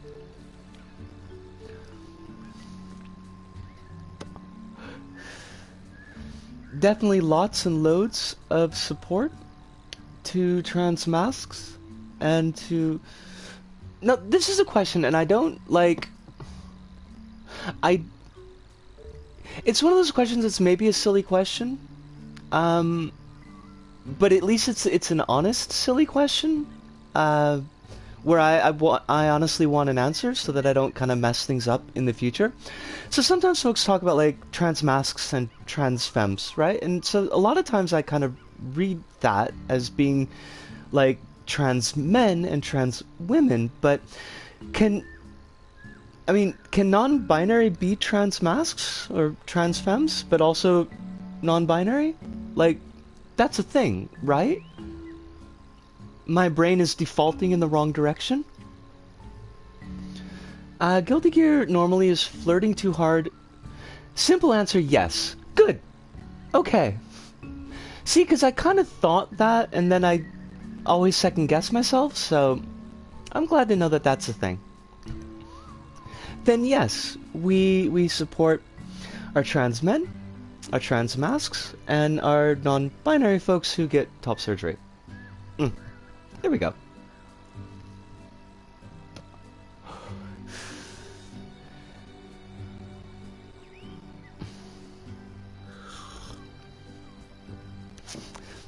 I like the simple answer yes, by the way, because I realize that Twitch is not always the best place for like involved. Non-binary as an umbrella identity includes people who identify across the entire spectrum. Not all will take trans as a label for themselves, but some do, and that's a-okay. That part I did know about, that part. Although, don't feel bad about a reminder, because like reminders are always super cool, and there might be somebody watching on a VOD who doesn't know either. But I have heard that point come up before. I just wasn't sure how it conflated with like the mask femme dynamic. Conflated? Is that the word that I want? That's totally not the word that I want. A refresher and a 101 on non-binary is always welcome. Honestly, it is. Like, I think, like, it's weird because it's like 101 courses, sometimes they can be, if it's on a topic that, like, you know, 101 courses can be annoying, but if it's on a topic that you don't know or that you know only a little bit, then you're always learning new stuff. How it interfaces. Thank you. Hi, thank you. Yes. I'm a non-binary trans woman with some slight gender fluidity. I usually say that I'm always woman, but sometimes I color a bit outside the lines, and I feel like I am more. That is awesome, and thank you very much for sharing that. And Quill says I use non-binary gender fluid trans woman as my descriptor because it feels most accurate to my experience. Thank you, both of you. Super much. I don't know, like, I mean, this is not an I don't know about your experience, but more I don't know about my experience. Like, for me, it's, I feel very much like I'm woman. That's not a thing that I really question, but the way that I tend to present and the way that I see myself more comfortably is more on the butch side of things, which is kind of a little bit weird sometimes. Button says I can understand the confusion. I call myself transmasculine when I tell people my trans status plans, but sometimes feels at odds. Sometimes I feel at odds with that description because I died. Forgive my tongue parts for the moment. Let me try this one more time. But sometimes feel at odds with that description because I identify as quite feminine. And Quill says I'm aiming for femme in my transition, but will probably want to dress masks sometimes. Yes. Like, so here's the weird thing, and I don't know if, like, I don't know if this is, like, how people who identify as, or who see themselves as butch, like butch women would look at this, and I try not to step on any toes because I'm still kind of learning this even 3 years in. But it's like, when I look at a lot of like butch styles, my mind doesn't read them as masculine styles, even though I recognize, like, culturally that they are quote unquote masculine styles, but they don't read that way to me. So it's kind of like, I don't, does that make sense? So I guess that's why I don't see myself as, like, a non-binary. Like, I see myself very much as a woman, but just GNC in my presentation. But then I found out that I love dresses, so I just have to do butch dresses. Trans guy here, you're all valid and important and loved. Thank you, Called. Thank you very, very much. They're mask adjacent, but not necessarily mask. Yes. Gender is a fuck. Saga, thank you. It is, though. And I'm not talking about my cop experience anymore. I'm not gonna talk much about my cop experience anymore because I think like we've kind of run that into the ground. But like explaining that to the cops was a whole thing. Like, you're a woman, yes. Why are you dressed like a guy? I'm not. But you're wearing pants. Yes. And a spiked collar. Yes. So you're dressed like a guy. No. No, I'm not. Cargo pants are not dressed like a guy. This is not boy mode. I know what boy mode is for me, and boy mode is when I need people to think I'm a guy. And I'm acting in a way that specifically would play on their expectations. But just because I'm wearing a pair of pants doesn't mean I'm dressed like a guy. One of my game dev friends spent a few years in Japan, and it apparently was an experience. As a trans woman, I would imagine... Gender goblin. Yes, women also wear pants. Called, I'm saying, though! I'm saying...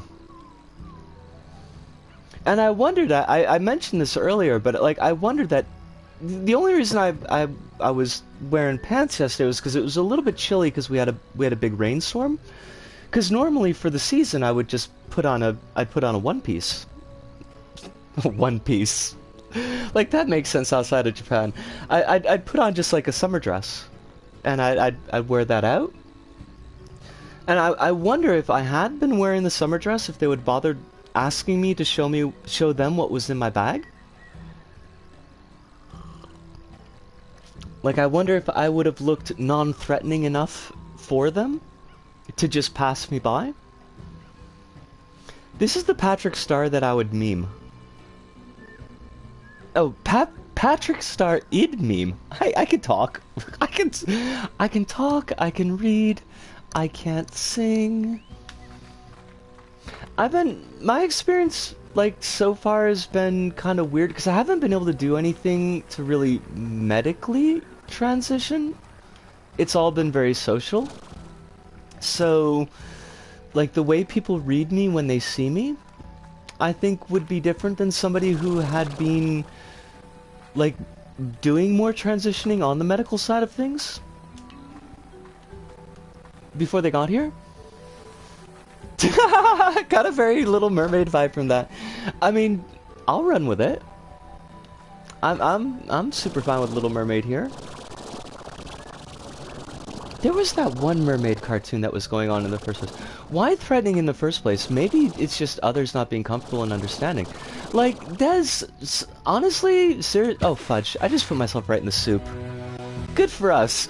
We got a quick travel back to the ranch. I was just walking having a cigarette. Like, and I should have been having a cigarette where I was having it, but like I wasn't causing anybody trouble. It was in an alley. Well, not really an alley, just kind of a narrow lane in a residential area where there weren't any people around, because I don't like to take my mask off if there are people around. And I had gotten to work early. I'd gotten to work like 15 minutes early, and I didn't want to run in there, so I said, well, I'll just, you know, have a little bit of a walk and have my cigarette. And these cops pulled up, and everything went from there. I mean, it was a box cutter, but it was like, it was in my bag. It wasn't like I was threatening anybody with it. Saga says, my friend started HRT while in Japan. If you want...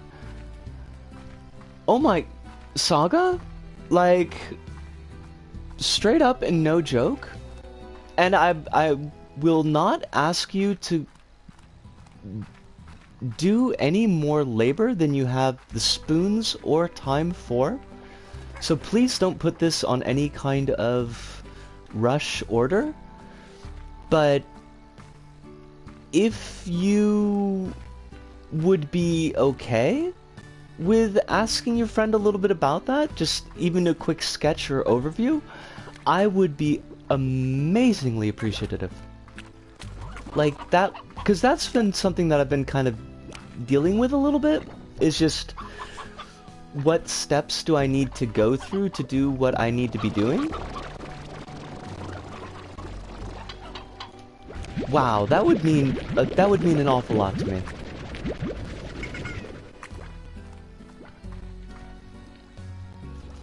Trans people who can't or don't want HRT are also valid, and I'll throw hands at anyone who disagrees. Absolutely, Called. Like, we are not on the no, wait, what the fuck's it called? True Scum? What's transmedicalist? We are not on the fucking transmedicalist vibe here. That shit is not cool. The True Scum one that I remembered, it was the more proper term that I forgot.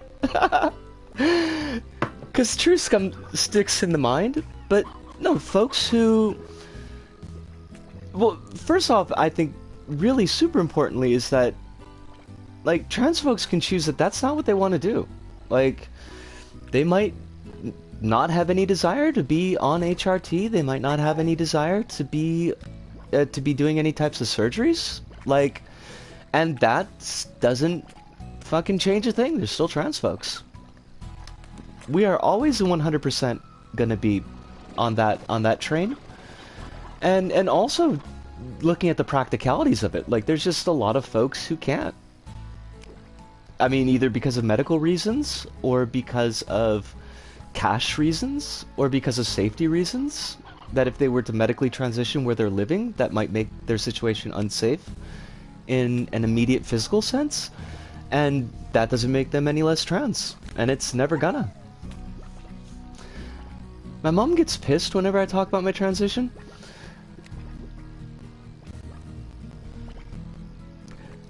I was gonna say I'll be your mom, Quill, and I would if you want a notational over the internet mum style relationship. I will listen to you talk about your transition until the cows come home, and the slimes until they come home as well.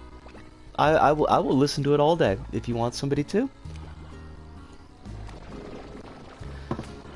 It was compared to a cow and a Toho character. Hive, what did I miss? What did I miss?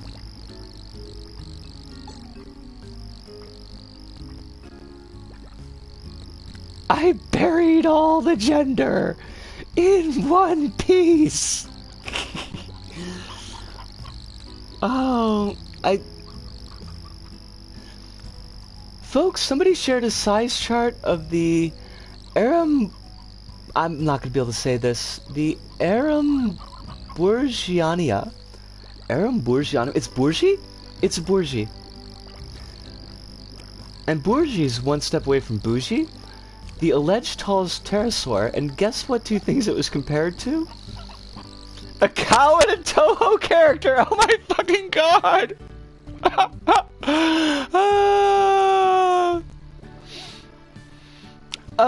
Saga, thank you. First up and straight up, thank you very much. But second up, if your friend doesn't respond, if it falls by the wayside, like, super duper don't worry about it at all. I appreciate that you taking on the task, but don't feel like you're compelled to. She also wonders why her kids don't talk about what's happening in their lives. That's definitely a thing. Cow and Toho were my Weeble and Bob cover band, and Lord, isn't that a...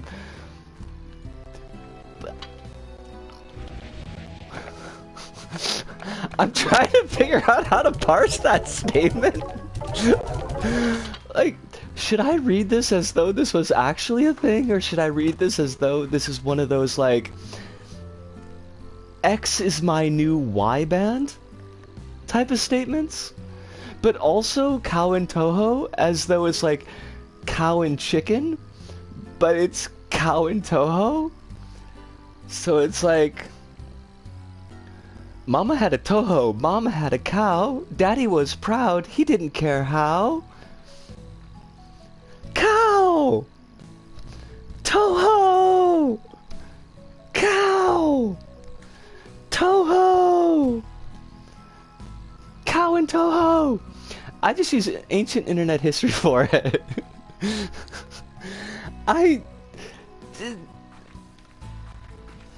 90s teens represent, I guess. This is where all the cool 90s kids come to hang out. Cool here is definitely in hip and detached quotes.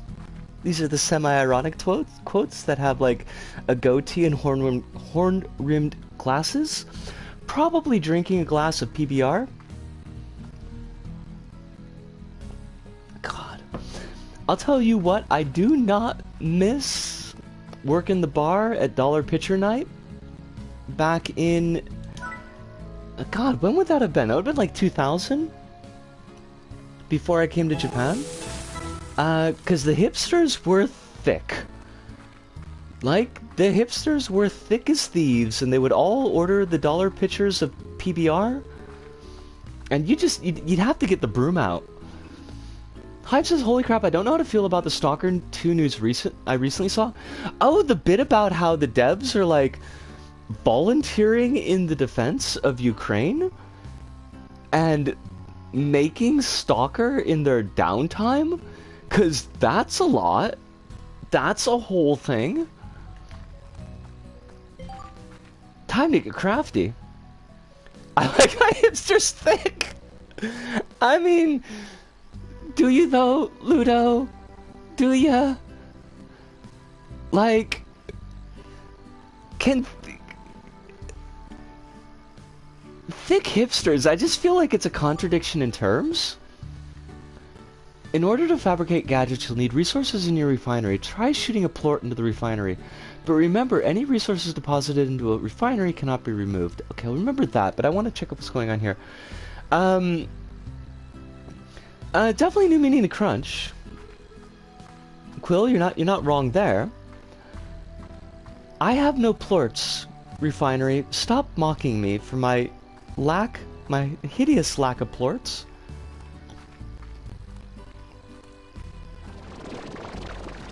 I've never played the Stalker games, but I do have to say an awful lot of respect to that, because that's like... What do you even do with that information, really? Absolutely. Absolutely, Quill.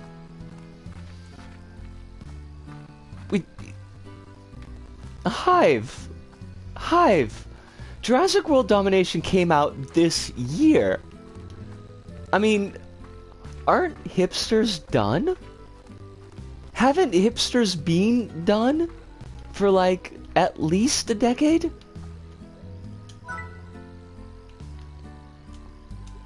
How could they not be done?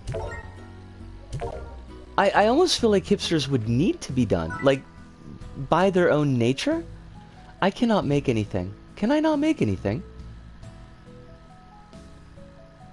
The movie is dusty as heck. I would love a report, Hive, because I probably won't see it until, like, ages after. Builder Shop allows you to purchase blueprints. Blueprint is required to build any gadget. Oh, so I just put those plorts in there for fun, I guess. I know it sucks, but elaborate. I mean, absolutely. Hive, if you want the floor to elaborate on why it's so terrible, well, you're giving... Oh, there it is.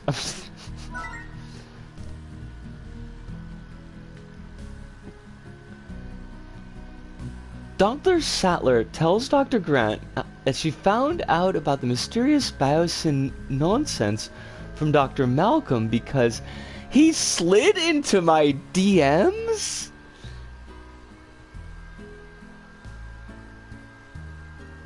Ick? I feel like there's a lot of ick in that, Hive. Like, it's ick, but it's also dusty dated ick. Novice pump, novice apiary. Also, controller, could you not, though? the stick drift is not letting us actually look down. There we go.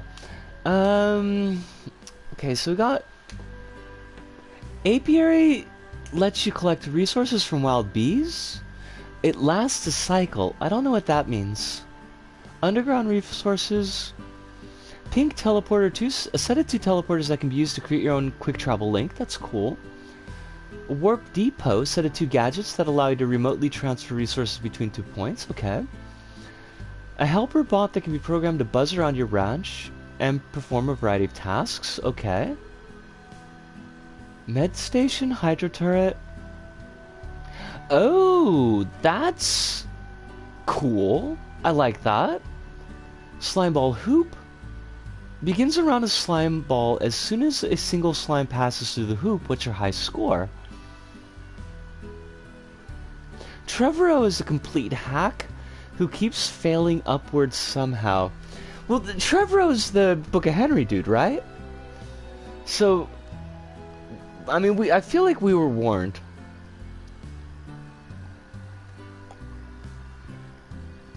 Slime stage. I know there's a trophy for putting a tar on a slime stage. Is Jeff Goldblum involved? Because I can forgive a lot of sins if Jeff Goldblum is involved. I honestly don't know. Like, he only showed up for a couple of minutes in the last one, right? IMDb. Jurassic. I can't spell a freaking thing.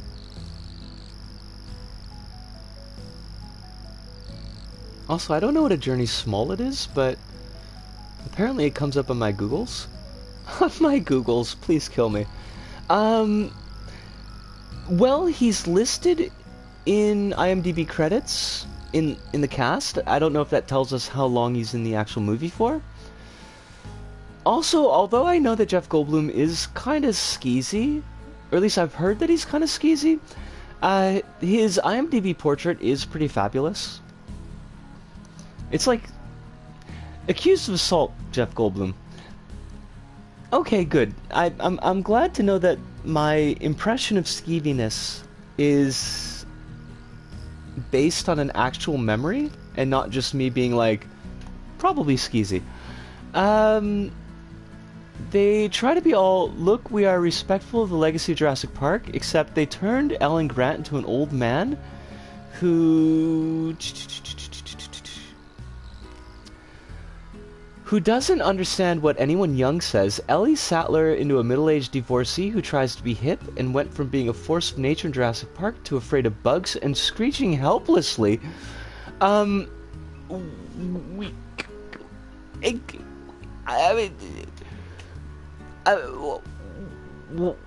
what if they... Why would they do that to Laura Dern? Because, I mean, why would you waste Laura Dern in a character like that? I feel like throwing a rock at an Oscars will always hit an abuser. I mean, you're not wrong, I would imagine, Quill. At the Oscars, at the Grammys, at any of the major awards, at the Origins.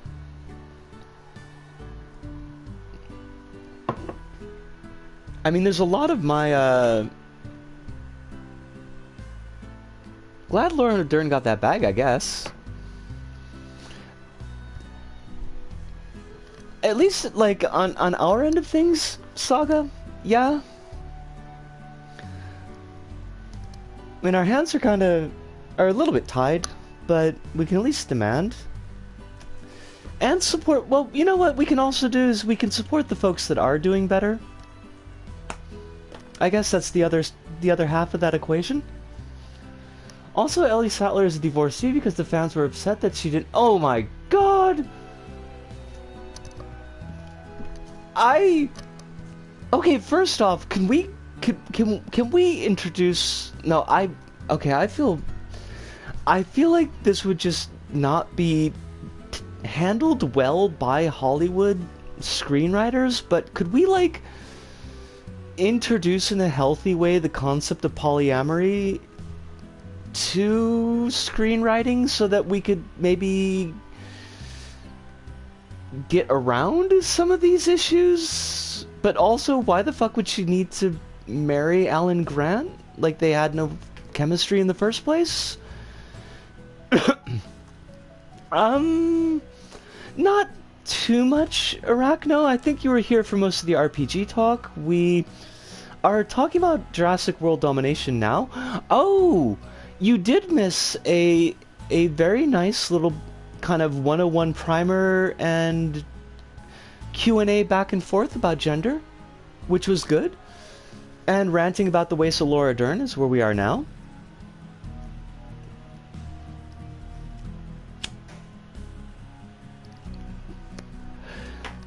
They also retconned the Clone Girl's backstory because they realized they messed things up already in the second movie they wrote. Oh, it's Claire! Welcome to you, Claire. I hope you are very well. We are unlocking all sorts of interesting things. We are filled with excitement and wonder and whimsy.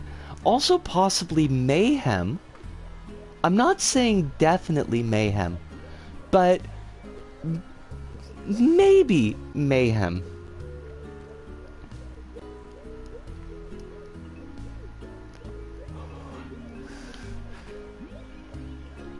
Okay, so we gotta buy blueprints, and then we can fabricate gadgets, and then the gadgets do stuff?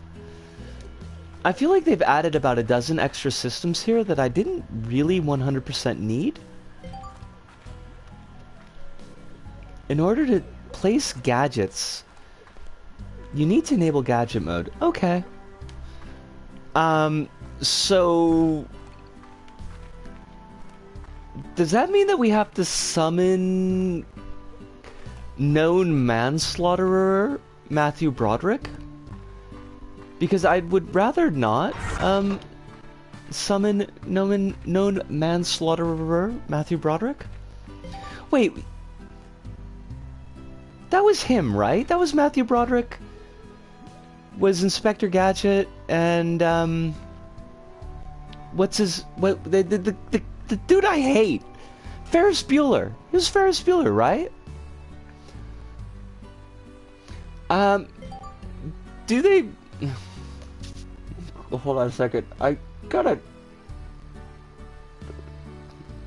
Dinosaurs and Dinosaur movie are an inconvenience. The main antagonistic force is...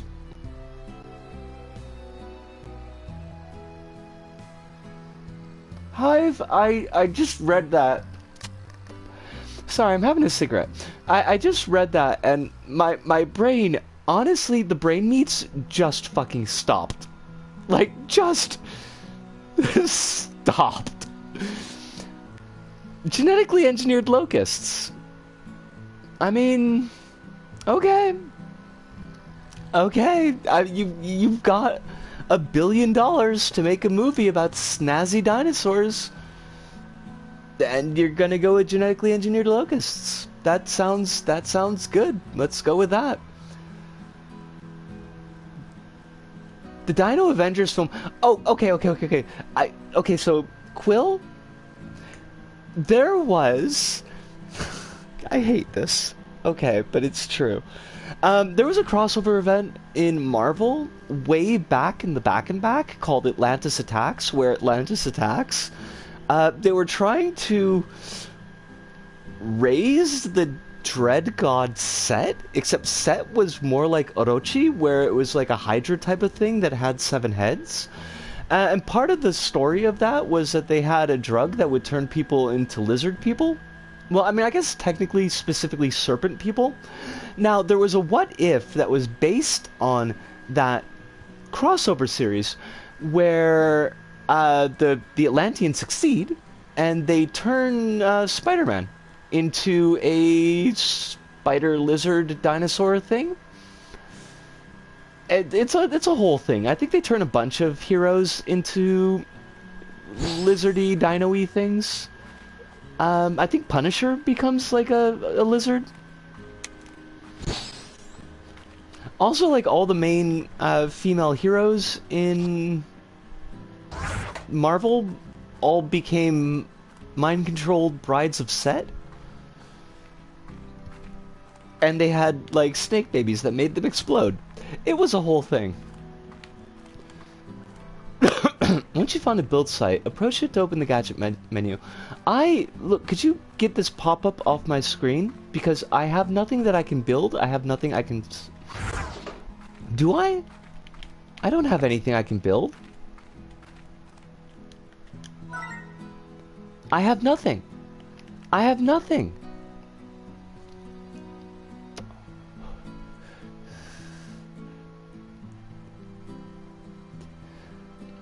Justice League, a real book DC is currently making where the Justice League are... A Jurassic League! Where the Justice League are just dinos in the Jurassic period. Okay? I mean, I kind of love it. Like, if they're gonna run with it, just let them run with it, I suppose. I can't place anything. Oh, okay. Hive says you can edit DNA into living people. You could use this power to cure cancer. But I don't want to cure cancer. I want to turn people into dinosaurs. That is a fabulous line. Absolutely. Oh, nobody's touching that, Quill. Nobody's going anywhere near that one. Just gonna leave that. Leave that sitting there in its shame. In its shame. Alright. Oh my god, this is... You know, can I just... I mean, I do this all the time, and I know this is early, but can I just thank all y'all? This has been a wonderful stream after completely fucked up yesterday, and I super appreciate it. I got to learn about a bunch of new RPGs. Indie RPGs, showing our support to the indies. Got to learn about Jurassic World Dominion. Got to do a little bit of questions that I wanted to know about gender stuff, and that was really cool. Cool. Dino Thor must be a real thunder lizard. Hive. See, I felt like we had an understanding that we were gonna let that one go.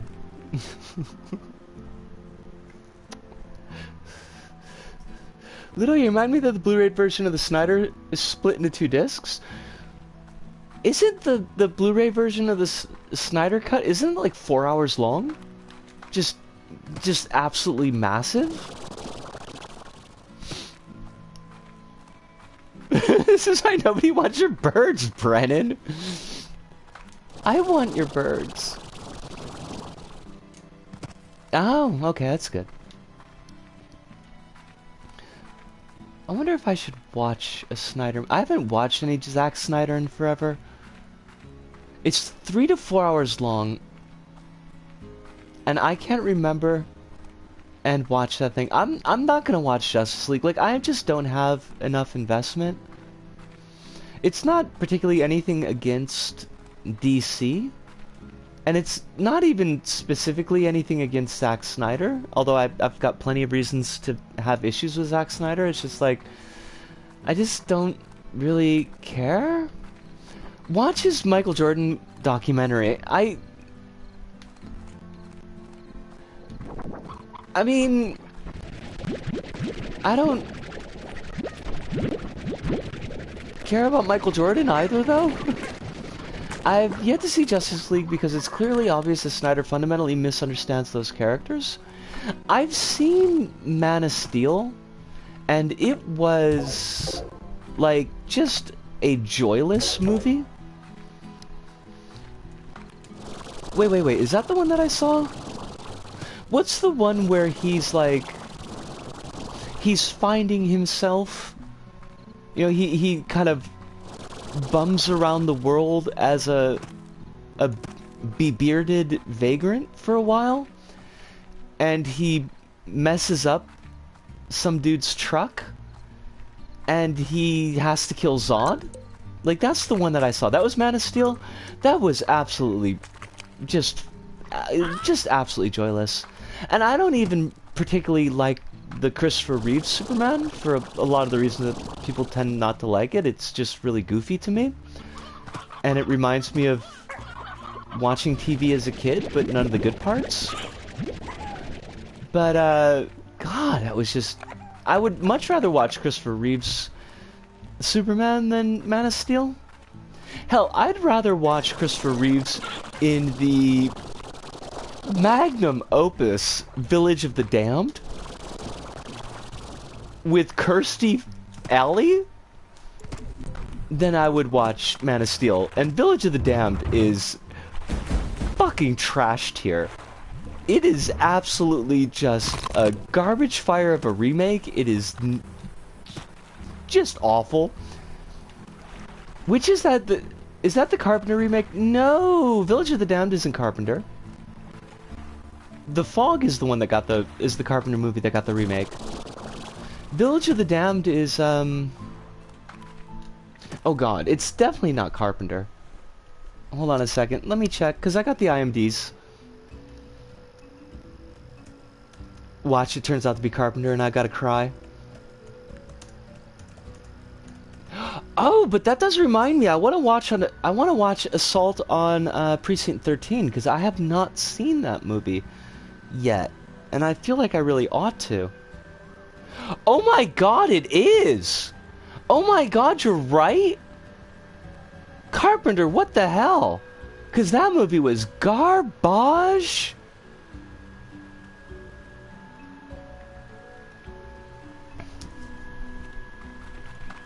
Alice, no, you were right. You're 100% right. I retract. I mean, I don't retract the fact that it was a garbage movie, because it's totally a garbage movie, but I retract my saying that it wasn't Carpenter. Oh yeah, I mean, he's not a perfect director, by any means. Although he is a director I feel is a lot more consistent than a lot of his peers and contemporaries. But he's made a lot of stuff. The Malta sequence has Middle Eastern sounding scales in the soundtrack and has the yellow filter for non-white country applied to it. Oh, I hate everything about that, Hive. That sounds awful. Ghosts of Mars. Ghosts of Mars is so bad.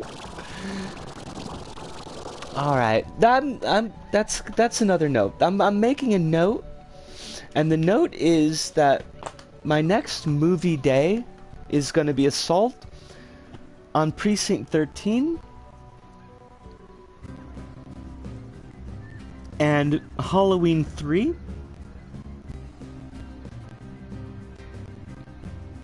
Because those are two Carpenter movies that are great.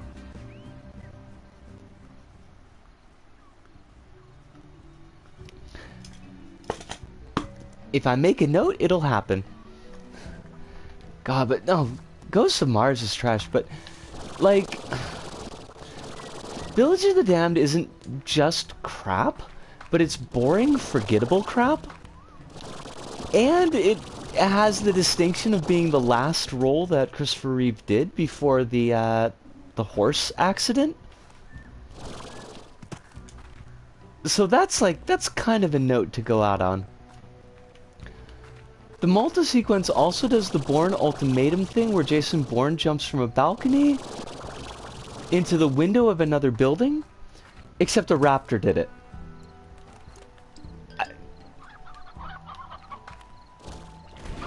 That's a lot to that's an awful lot to take in, Hive. Does the raptor also kill a spy? Does the raptor kill a spy by breaking someone's neck? It doesn't have to be the spy's neck, by the way. Like, the raptor could break the neck of somebody who is standing above the spy, and then that body would fall and hit the spy, and the spy would get splattered. That would actually be pretty fucking awesome. Shit, let me do the next Jurassic Park movie. Funny how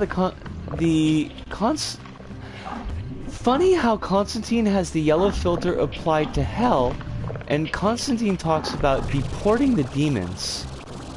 And funny in quotation marks. Does he actually say that he's deporting the demons? Because that's gross. That's awful gross. No, but the Raptors did kill some French intelligence agents. So they killed spies. They didn't utilize any of their neck-snapping powers. They didn't get to pull a Sonya Blade. But at least there's dead spies. And they're French. He does it because it was written by Americans. I mean... yeah, that's fair. We've got to eat that shit. He says deporting twice, and then half-breed a bunch. The writing is questionable. He does say half-breed a bunch. And that's also pretty gross. This is not an excuse, because it's totally not an excuse, but I do feel like that is also in the comic. The reason it's not an excuse is because the screenwriter could have looked at that and said, oh boy, let's not. And chose to not do that. So they do deserve to eat shit on it. But deporting's not in the comics. No, half-breed's in the comics. I don't think John deports anyone in the comics. I think mostly he just tricks people in the comics. It's been a while since I've done my full read-through of Hellblazer, and my main takeaway from Hellblazer was that, hate to say it, don't mean to be a hot take, but it's not really good. Like, I just didn't get much from it. I mean, Dangerous Habits is amazing. Dangerous Habits is a really great story. I enjoyed that an awful lot, but I blacked out the last 5 minutes ago somehow. What topic are we on? We're on Constantine the movie, and also a little bit of Constantine the comic book, Hellblazer. But I'm a little bit... Can we just pause a second?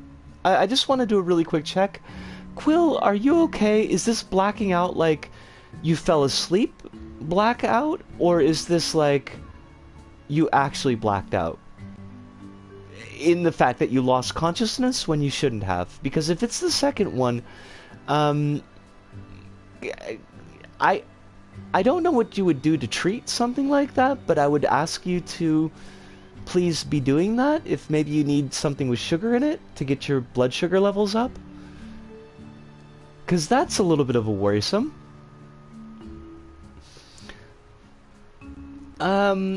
Hive says the chase sequence also has the raptors always running at a speed too slow to catch up to whoever they're chasing.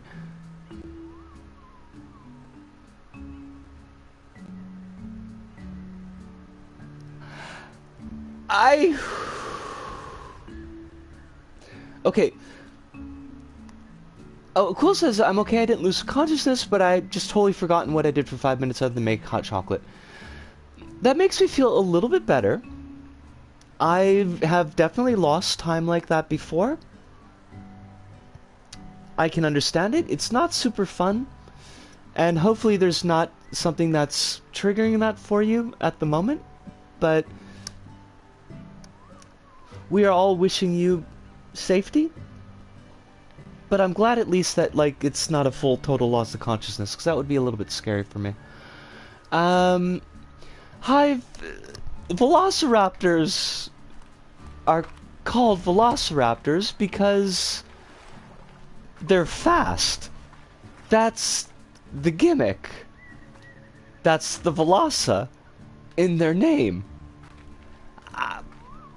I could understand that they might not be able to catch up to everything that they chase. Some things are very fast. But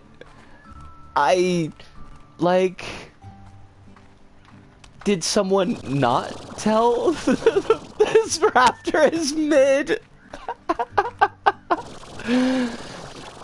Yeah, they're atrocity raptors? That's not how that's pronounced, but they do sound like atrocities. They're atrociraptors. Blue and Blue's baby are the only velociraptors in the movie. So those two are they're the fast ones. Quill says I have these moments. Sometimes I think it's just a quirk in my brain. In that case, if you're not worried about it, Quill, then I'm not going to be worried about it. I trust that if you're used to it by this point, that you probably have ways to mitigate anything that might come from it, so I'm gonna put my worry on the back burner. That's fitting for that movie, that name. I mean, it seems like it. They seem like a freaking atrocity. Yes. Yes, we are gonna co-sign and undersign what Cald has said.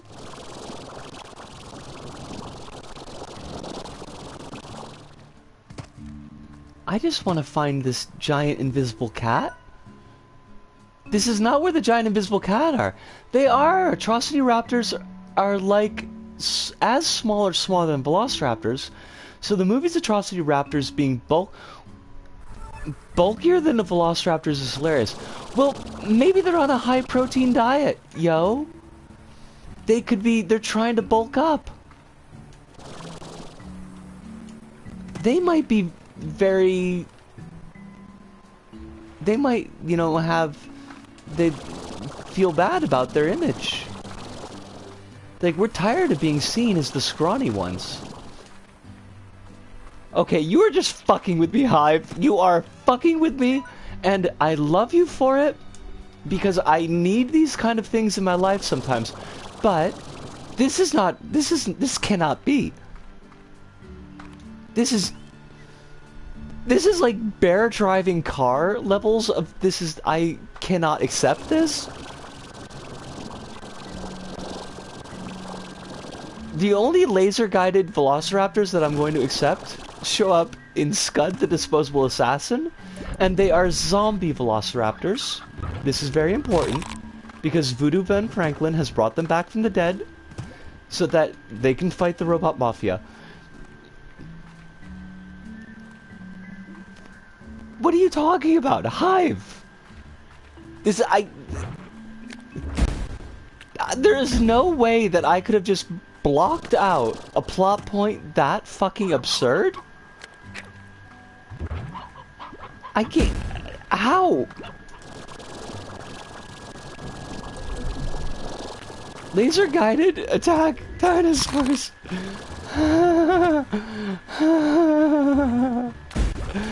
I both love and hate it. And everything about it. Just none of this makes sense. Look, I'm trying to feed your god, okay, cats? Could you stop fucking with me, cats? Just for like, I don't know, just a couple seconds so I could feed your dark, dank god? You think it wouldn't be that hard to just make a movie with CGI dinos fun without melting your brain in the process? You would think, Ludo. Especially if they're just gonna go straight into the void and be like, yeah, sure, we're gonna throw in all this pulp sci-fi bullshit. I mean, I would be down with that. And yet, here we are.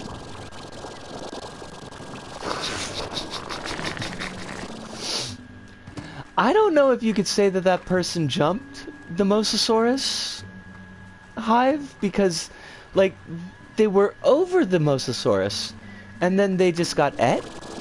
And that's not... I mean, I feel like jumping the Mosasaurus means that you've actually got to clear it.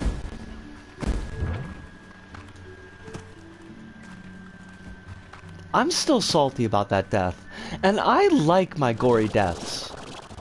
I love watching gore. I love watching just completely absurd, brutal kills in horror movies, but it felt weird and creepy and mean-spirited.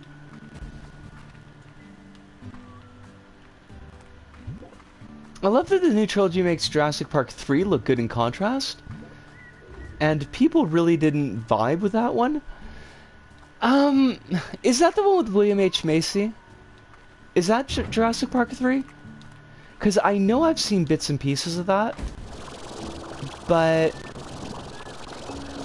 like, not in any coherent pattern? Oh god, did we get stuck? I hope not. Good.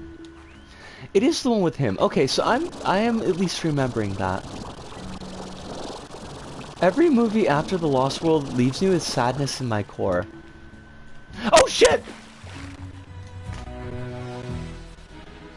Curses! Gravity! Gravity is a harsh mistress. And I'm not even in the market for a relationship. Damn. Well, fudge, I don't remember what the hell I was doing. Killed by Jurassic World. Indeed.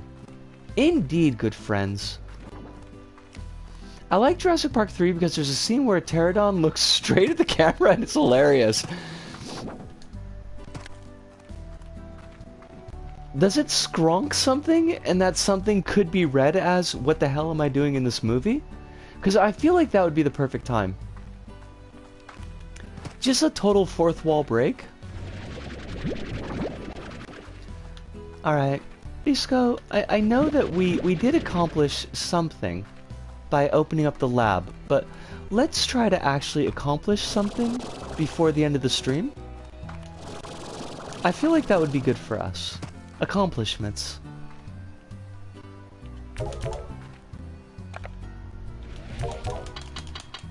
It looks menacingly at the camera.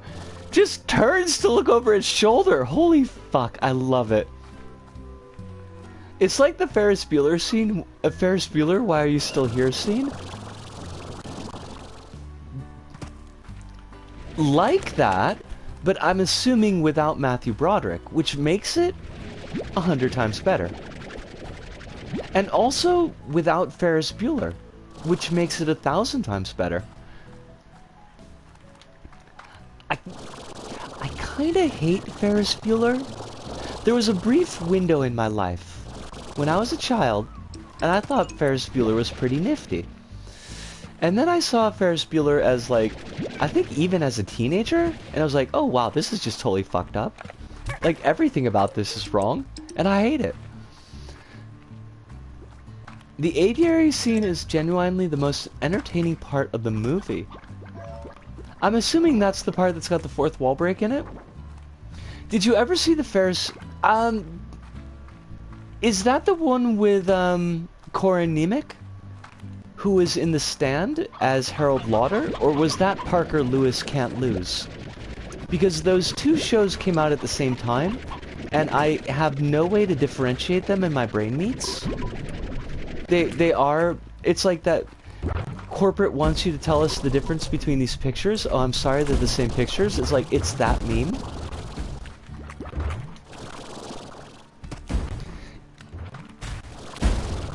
It's the one with the fourth wall break, but it's also the only part of the movie that slows down to build tension. You know, a thing that Jurassic Park is actually quite famous for. Also, when did we get a desert? Wasn't someone asking us last stream if we had unlocked the desert? And this looks like a desert.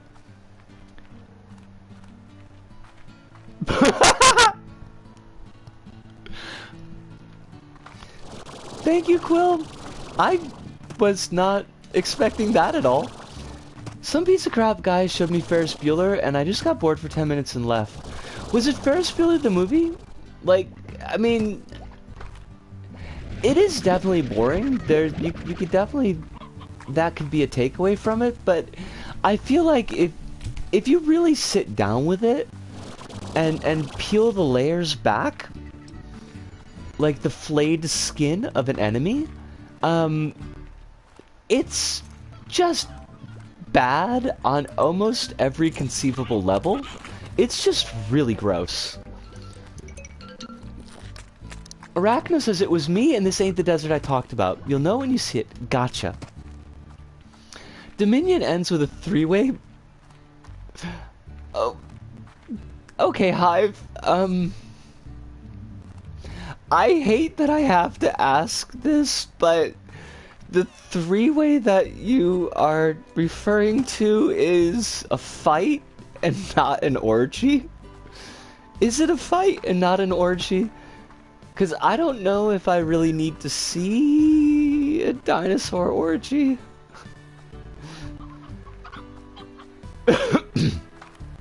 Oh shit, three-way battle. Okay. Okay, that's my fault. That's my fault. That's totally my fault. Sorry about that. My brain meats just completely misread that. Skipped over that word. Half the fight takes place in the background. I mean, it happens sometimes. You know, we have a little slip. A Freudian slip. Which is the slip that Freud wore underneath his skirt. The T-Rex dies and then gets better and then headbutts the Gigantosaurus into the claws of the... Hold on a second. Therizinosaurus? Freudian slip on a banana peel. Yes. Yes, well, let's go with that. I like that. It was the merest Freudian slip on a banana peel of love for banana peels.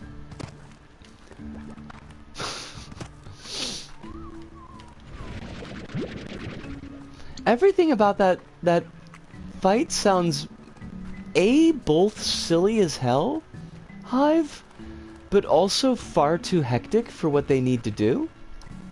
I don't know if that's the proper read, but it kind of... Probably the only proper read would be a Jerry read.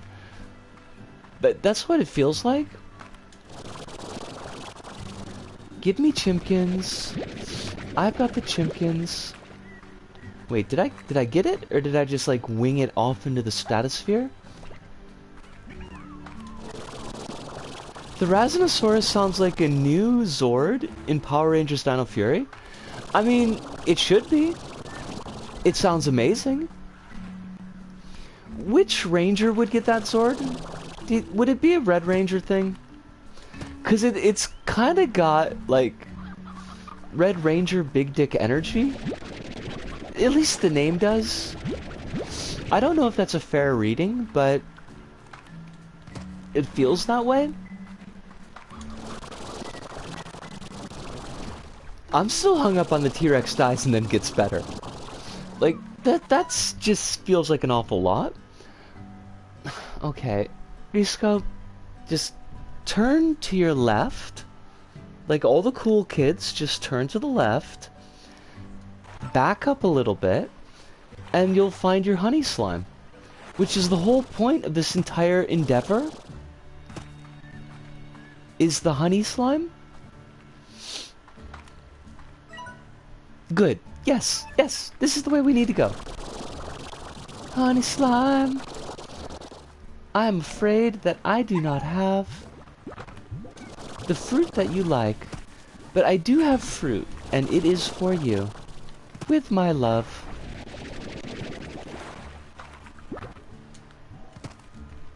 I'd probably give it to the Pink Ranger. I don't remember her getting any extra Zords.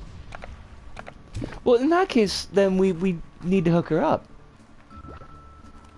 If Pink Ranger wants, she can have big dick energy too. My love is fruity. I mean, it could be.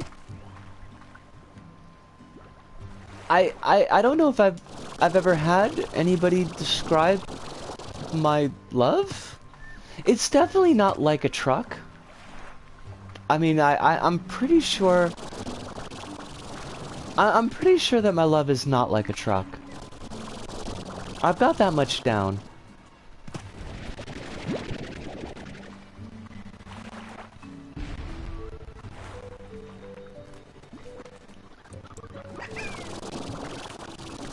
Actually, being I'm pretty sure Ace, my love is probably like a warm, comforting sweater and cocoa. Something like that. I do like that Dominion acknowledges that herbivores can be incredibly dangerous and violent creatures. That's actually kind of cool. Also, like, I missed a giant bit of text. Hold up a second. Let me go back to this. I am sorry.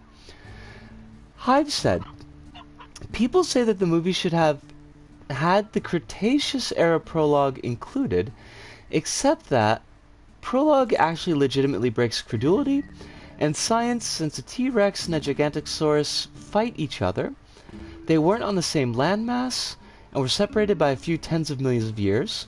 Why would an ancient Gigantosaurus killing an ancient T-Rex inform anything about a final battle between a cloned T-Rex and a cloned Gigantosaurus?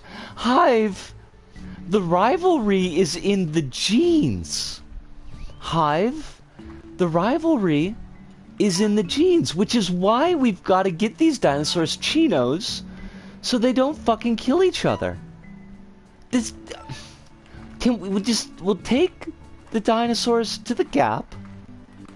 We'll get them some nice chinos, and then the violent tendencies, the rivalries, will be left in the past with the genes. That's all we're saying. I'd love to have no nonsense stuff if it was at least decently written. I mean, hard science dinos would be cool if they were willing to go with the bit. I'll give them the one break in credulity to allow for them to make the dinos in the movie. I'll give them that for suspension of disbelief. But if they want to be like, they want to focus and go hard on it, then yeah, I'd watch that. Reason the Age of T-Rex has Mosquito Land and... What?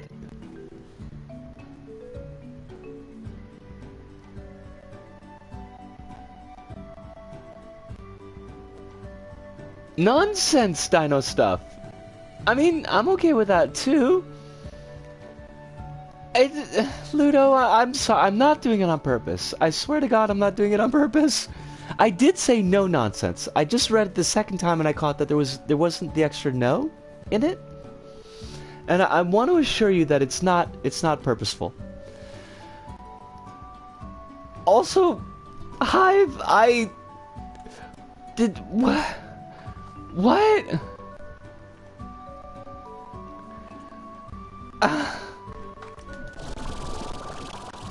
Okay, I guess. I guess it's okay. Fine.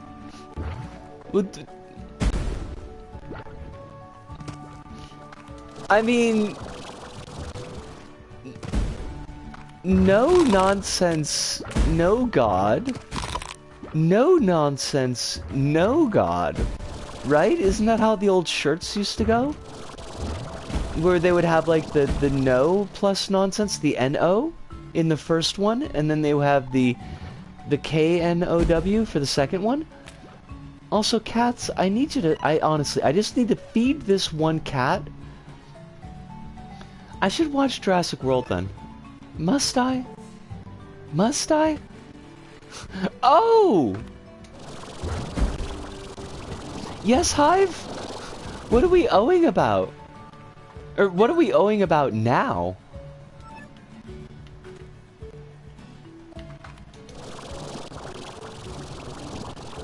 Is it gonna hurt me?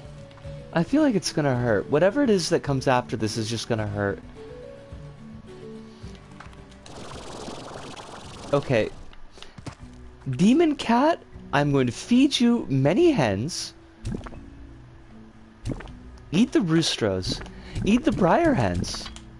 Eat the hens. Eat them!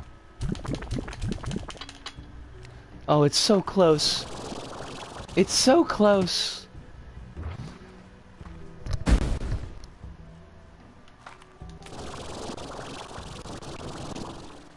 Oh, like the sound the vocalist makes before a fat breakdown in a metalcore track. Okay. Dominion also finishes the 3-movie-long character arc of teaching Owen Grady to settle down and be a good husband and father, and Claire Deering to give up her career. I hate this. What? Like...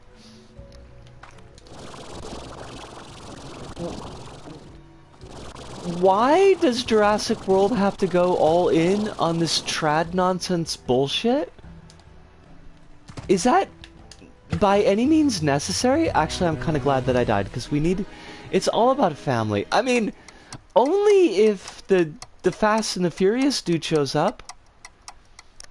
if the Fast and the Furious dude shows up riding on blue, then okay, it can be all about family.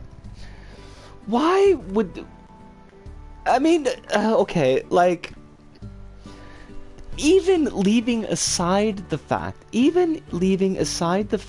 that Chris Pratt is gross and brings all of his Prattness to the role, like, the character is gross in the movie? Like, everything about that character is disgusting? Chris Pratt.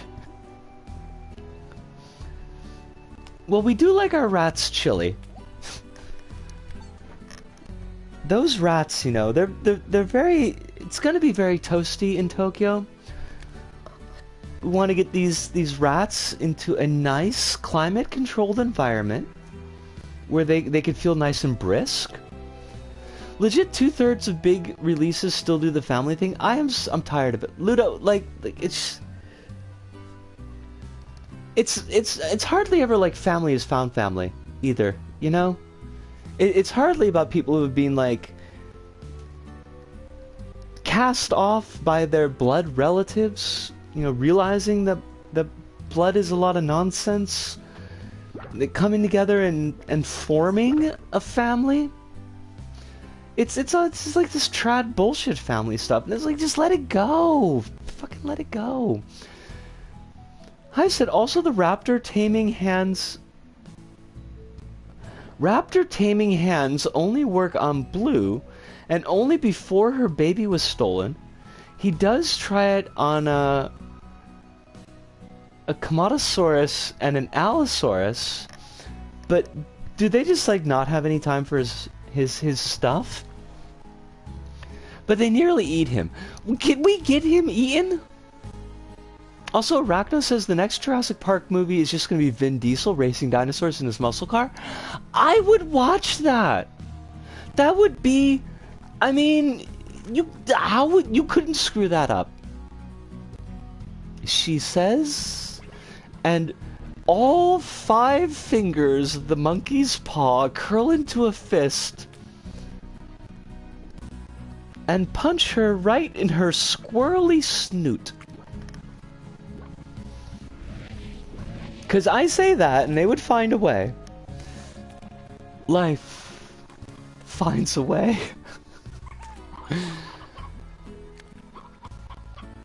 Maybe they could go back to having good soundtracks like in the old fasts.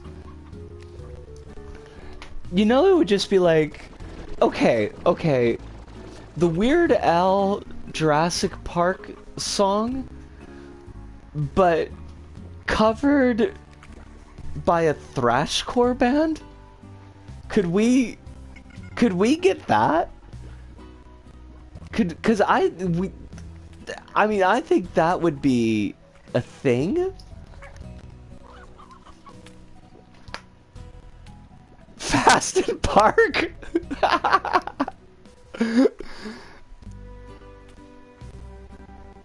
Blue has a rare mutation where she enjoys the company of Chris Pratt.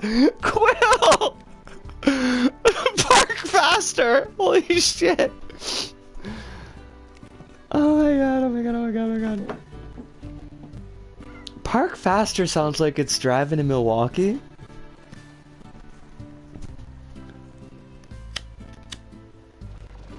Alright. I'm gonna enjoy this last cigarette, and then we're gonna start to kind of put a bow on things. Just let folks know within the next 10 minutes or so, we'll be wrapping things up. So that you know what's going on. What a crescendo of puns! I mean, it just I love it when it builds up out of nowhere, Ludo. Just not paying attention at all, and then the next thing I know, there's just this deluge of puns coming through. I think Trevorrow took those Fast and Furious crossover rumors to heart, giving them all to chase. I hate that. Too fast, too Jurassic. Oh my god, oh my god, oh my god. I'm telling you, they got gold. They got gold. They could With what they've already made, they might as well. They might as well just go completely goofy with it. And why not? Why not let Vin Diesel... Hey, you know what?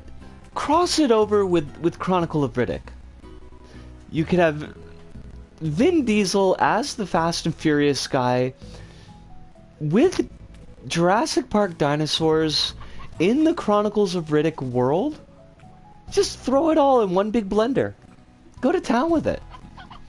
Also, the ending is trash and makes a hash of continuity and scene geography. I don't particularly care about spoilers myself.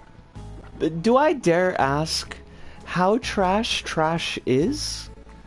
Because I feel like, given everything that you've told us about the movie so far, that trash could... Oh, the editing! I can't fucking read anything. I'm just gonna...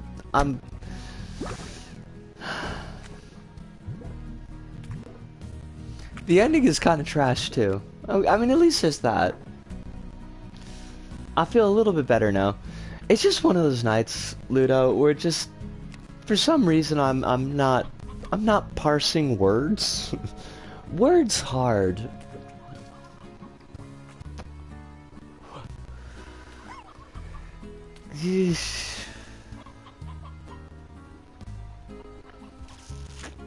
I did have to read a lot tonight, which I love, honestly.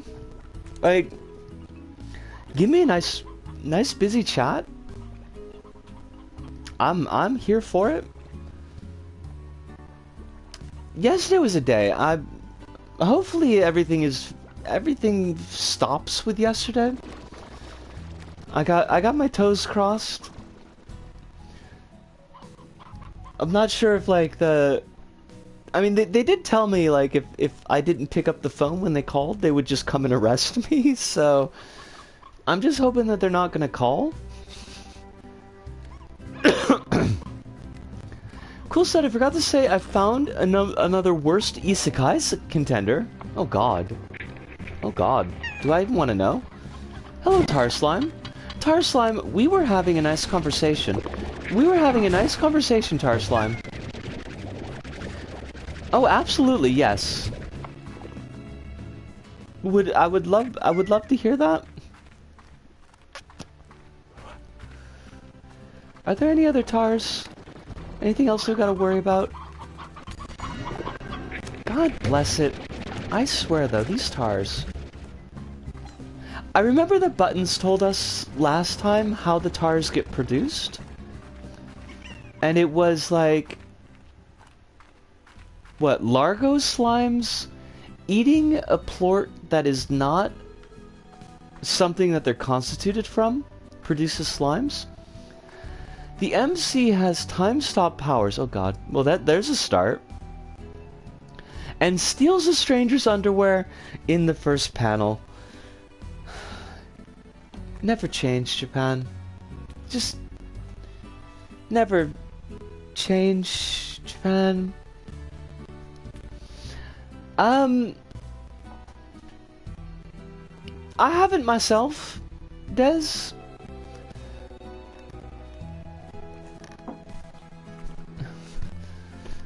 I've heard about the boys. Hive says, you know what, Recent? Dominion makes me hate that Jurassic Park exists in retrospect. I hate that for you, Hive. I honestly do. Like, because I know that Jurassic Park has been kind of like a big part of your life. It's something that you've enjoyed, something you've talked about a lot. And it's absolutely shitty that that's the way that it's worked out, but I 100% dig that feeling. To prevent tires, it's important to make sure slimes can't escape their pens, and use the port collectors to avoid going in their enclosures. I'll remember this. Arachno? Well, okay, I will attempt to remember this. I don't know if I will actually succeed in remembering it, but I will try. And I remember that you recommended Brightburn, Des, and I might take a look at that. I got 2 movies on my list, but I will try to remember. And Quill, that sounds fucking awful. Like, that just sounds... It sounds like something that was made in the late 80s, early 90s. And it surprises me a little bit that they're still going to that well, and yet it doesn't surprise me at all, I suppose. Well, this is to Des, but the kind of what if Superman but bad is definitely been out there. Like, that's an idea that's been played around with a lot. If they get out, they'll just go to another pen and eat other plorts and transform. Gotcha. That's actually a really good point, Arachno. I've got the slime collectors, but I don't seem to be doing a very good job of keeping the plorts in the pens. Like, even with the giant walls, they still seem to get out. Like, I thought the tall walls were supposed to keep them in, but that's not a thing. That's not a thing at all.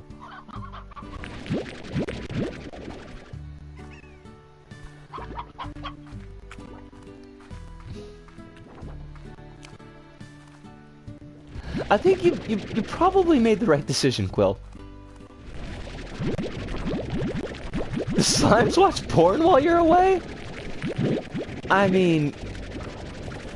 Ludo, really though. Are we so chaste? Are we so chaste as to say no to slimes enjoying adult entertainment whilst the camera is not on? Those pink ones look dodgy. Well, I mean, we did decide that the giant pink slimes are the Ben Shapiro of slimes, and that's pretty damn dodgy. That's like as dodgy as it gets.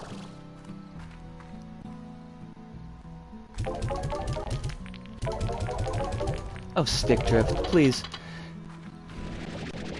Did Japan really make it a jailable offense to insult people online? I haven't heard of it being a jailable offense. I have heard that they put a pretty heavy fine on slander online, but I don't know what the parameters of that law, what the parameters are yet. Like, what they're using to constitute insult, and what kind of things they need to prove that. I would guess, Des, I'm gonna guess that this is a civil law and not a criminal law, which would mean that somebody would have to bring the case forward. I mean, this is just me guessing. I don't think that they would make it a jailable offense, so it's probably not something that would be in the criminal code. Have you bet air nets? Is that what those do? No, I have not. Arachno? So I guess that's the next, like, upgrade, is putting the hair nets on the pens.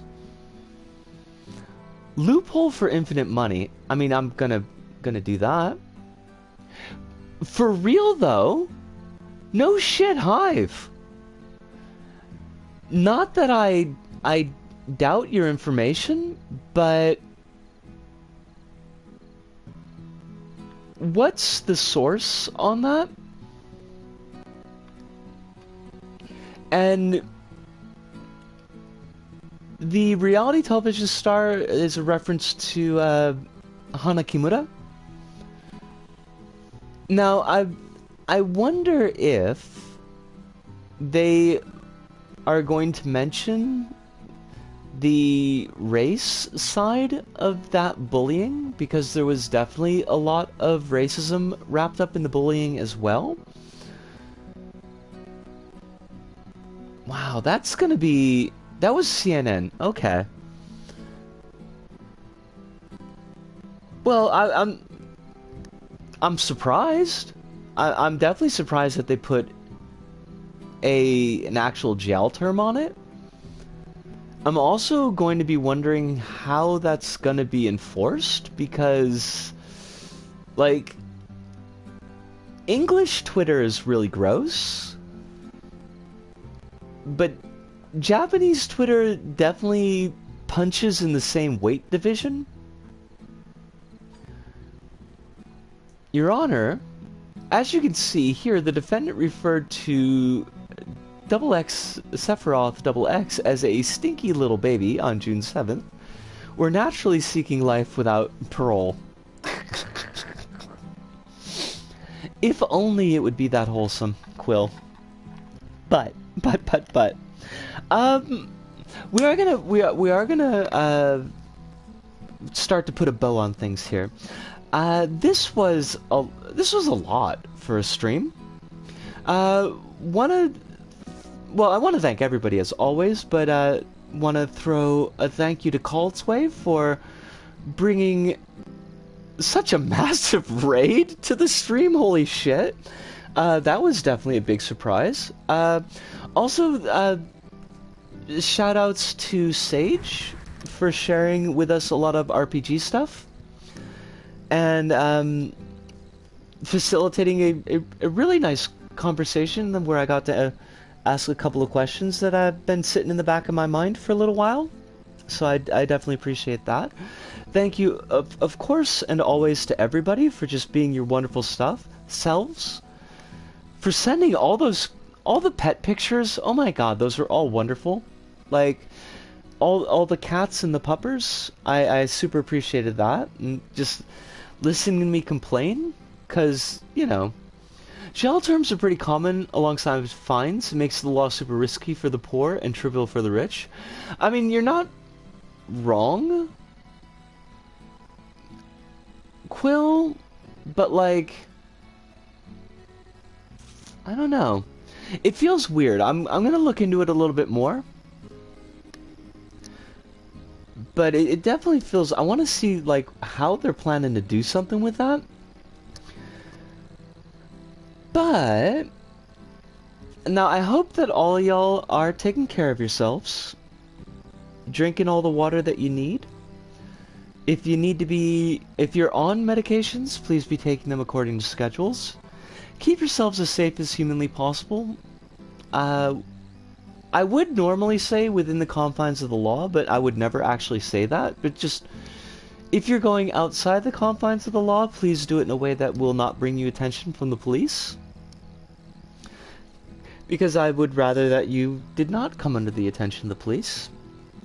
And, yes, stay safe. Please, please stay safe.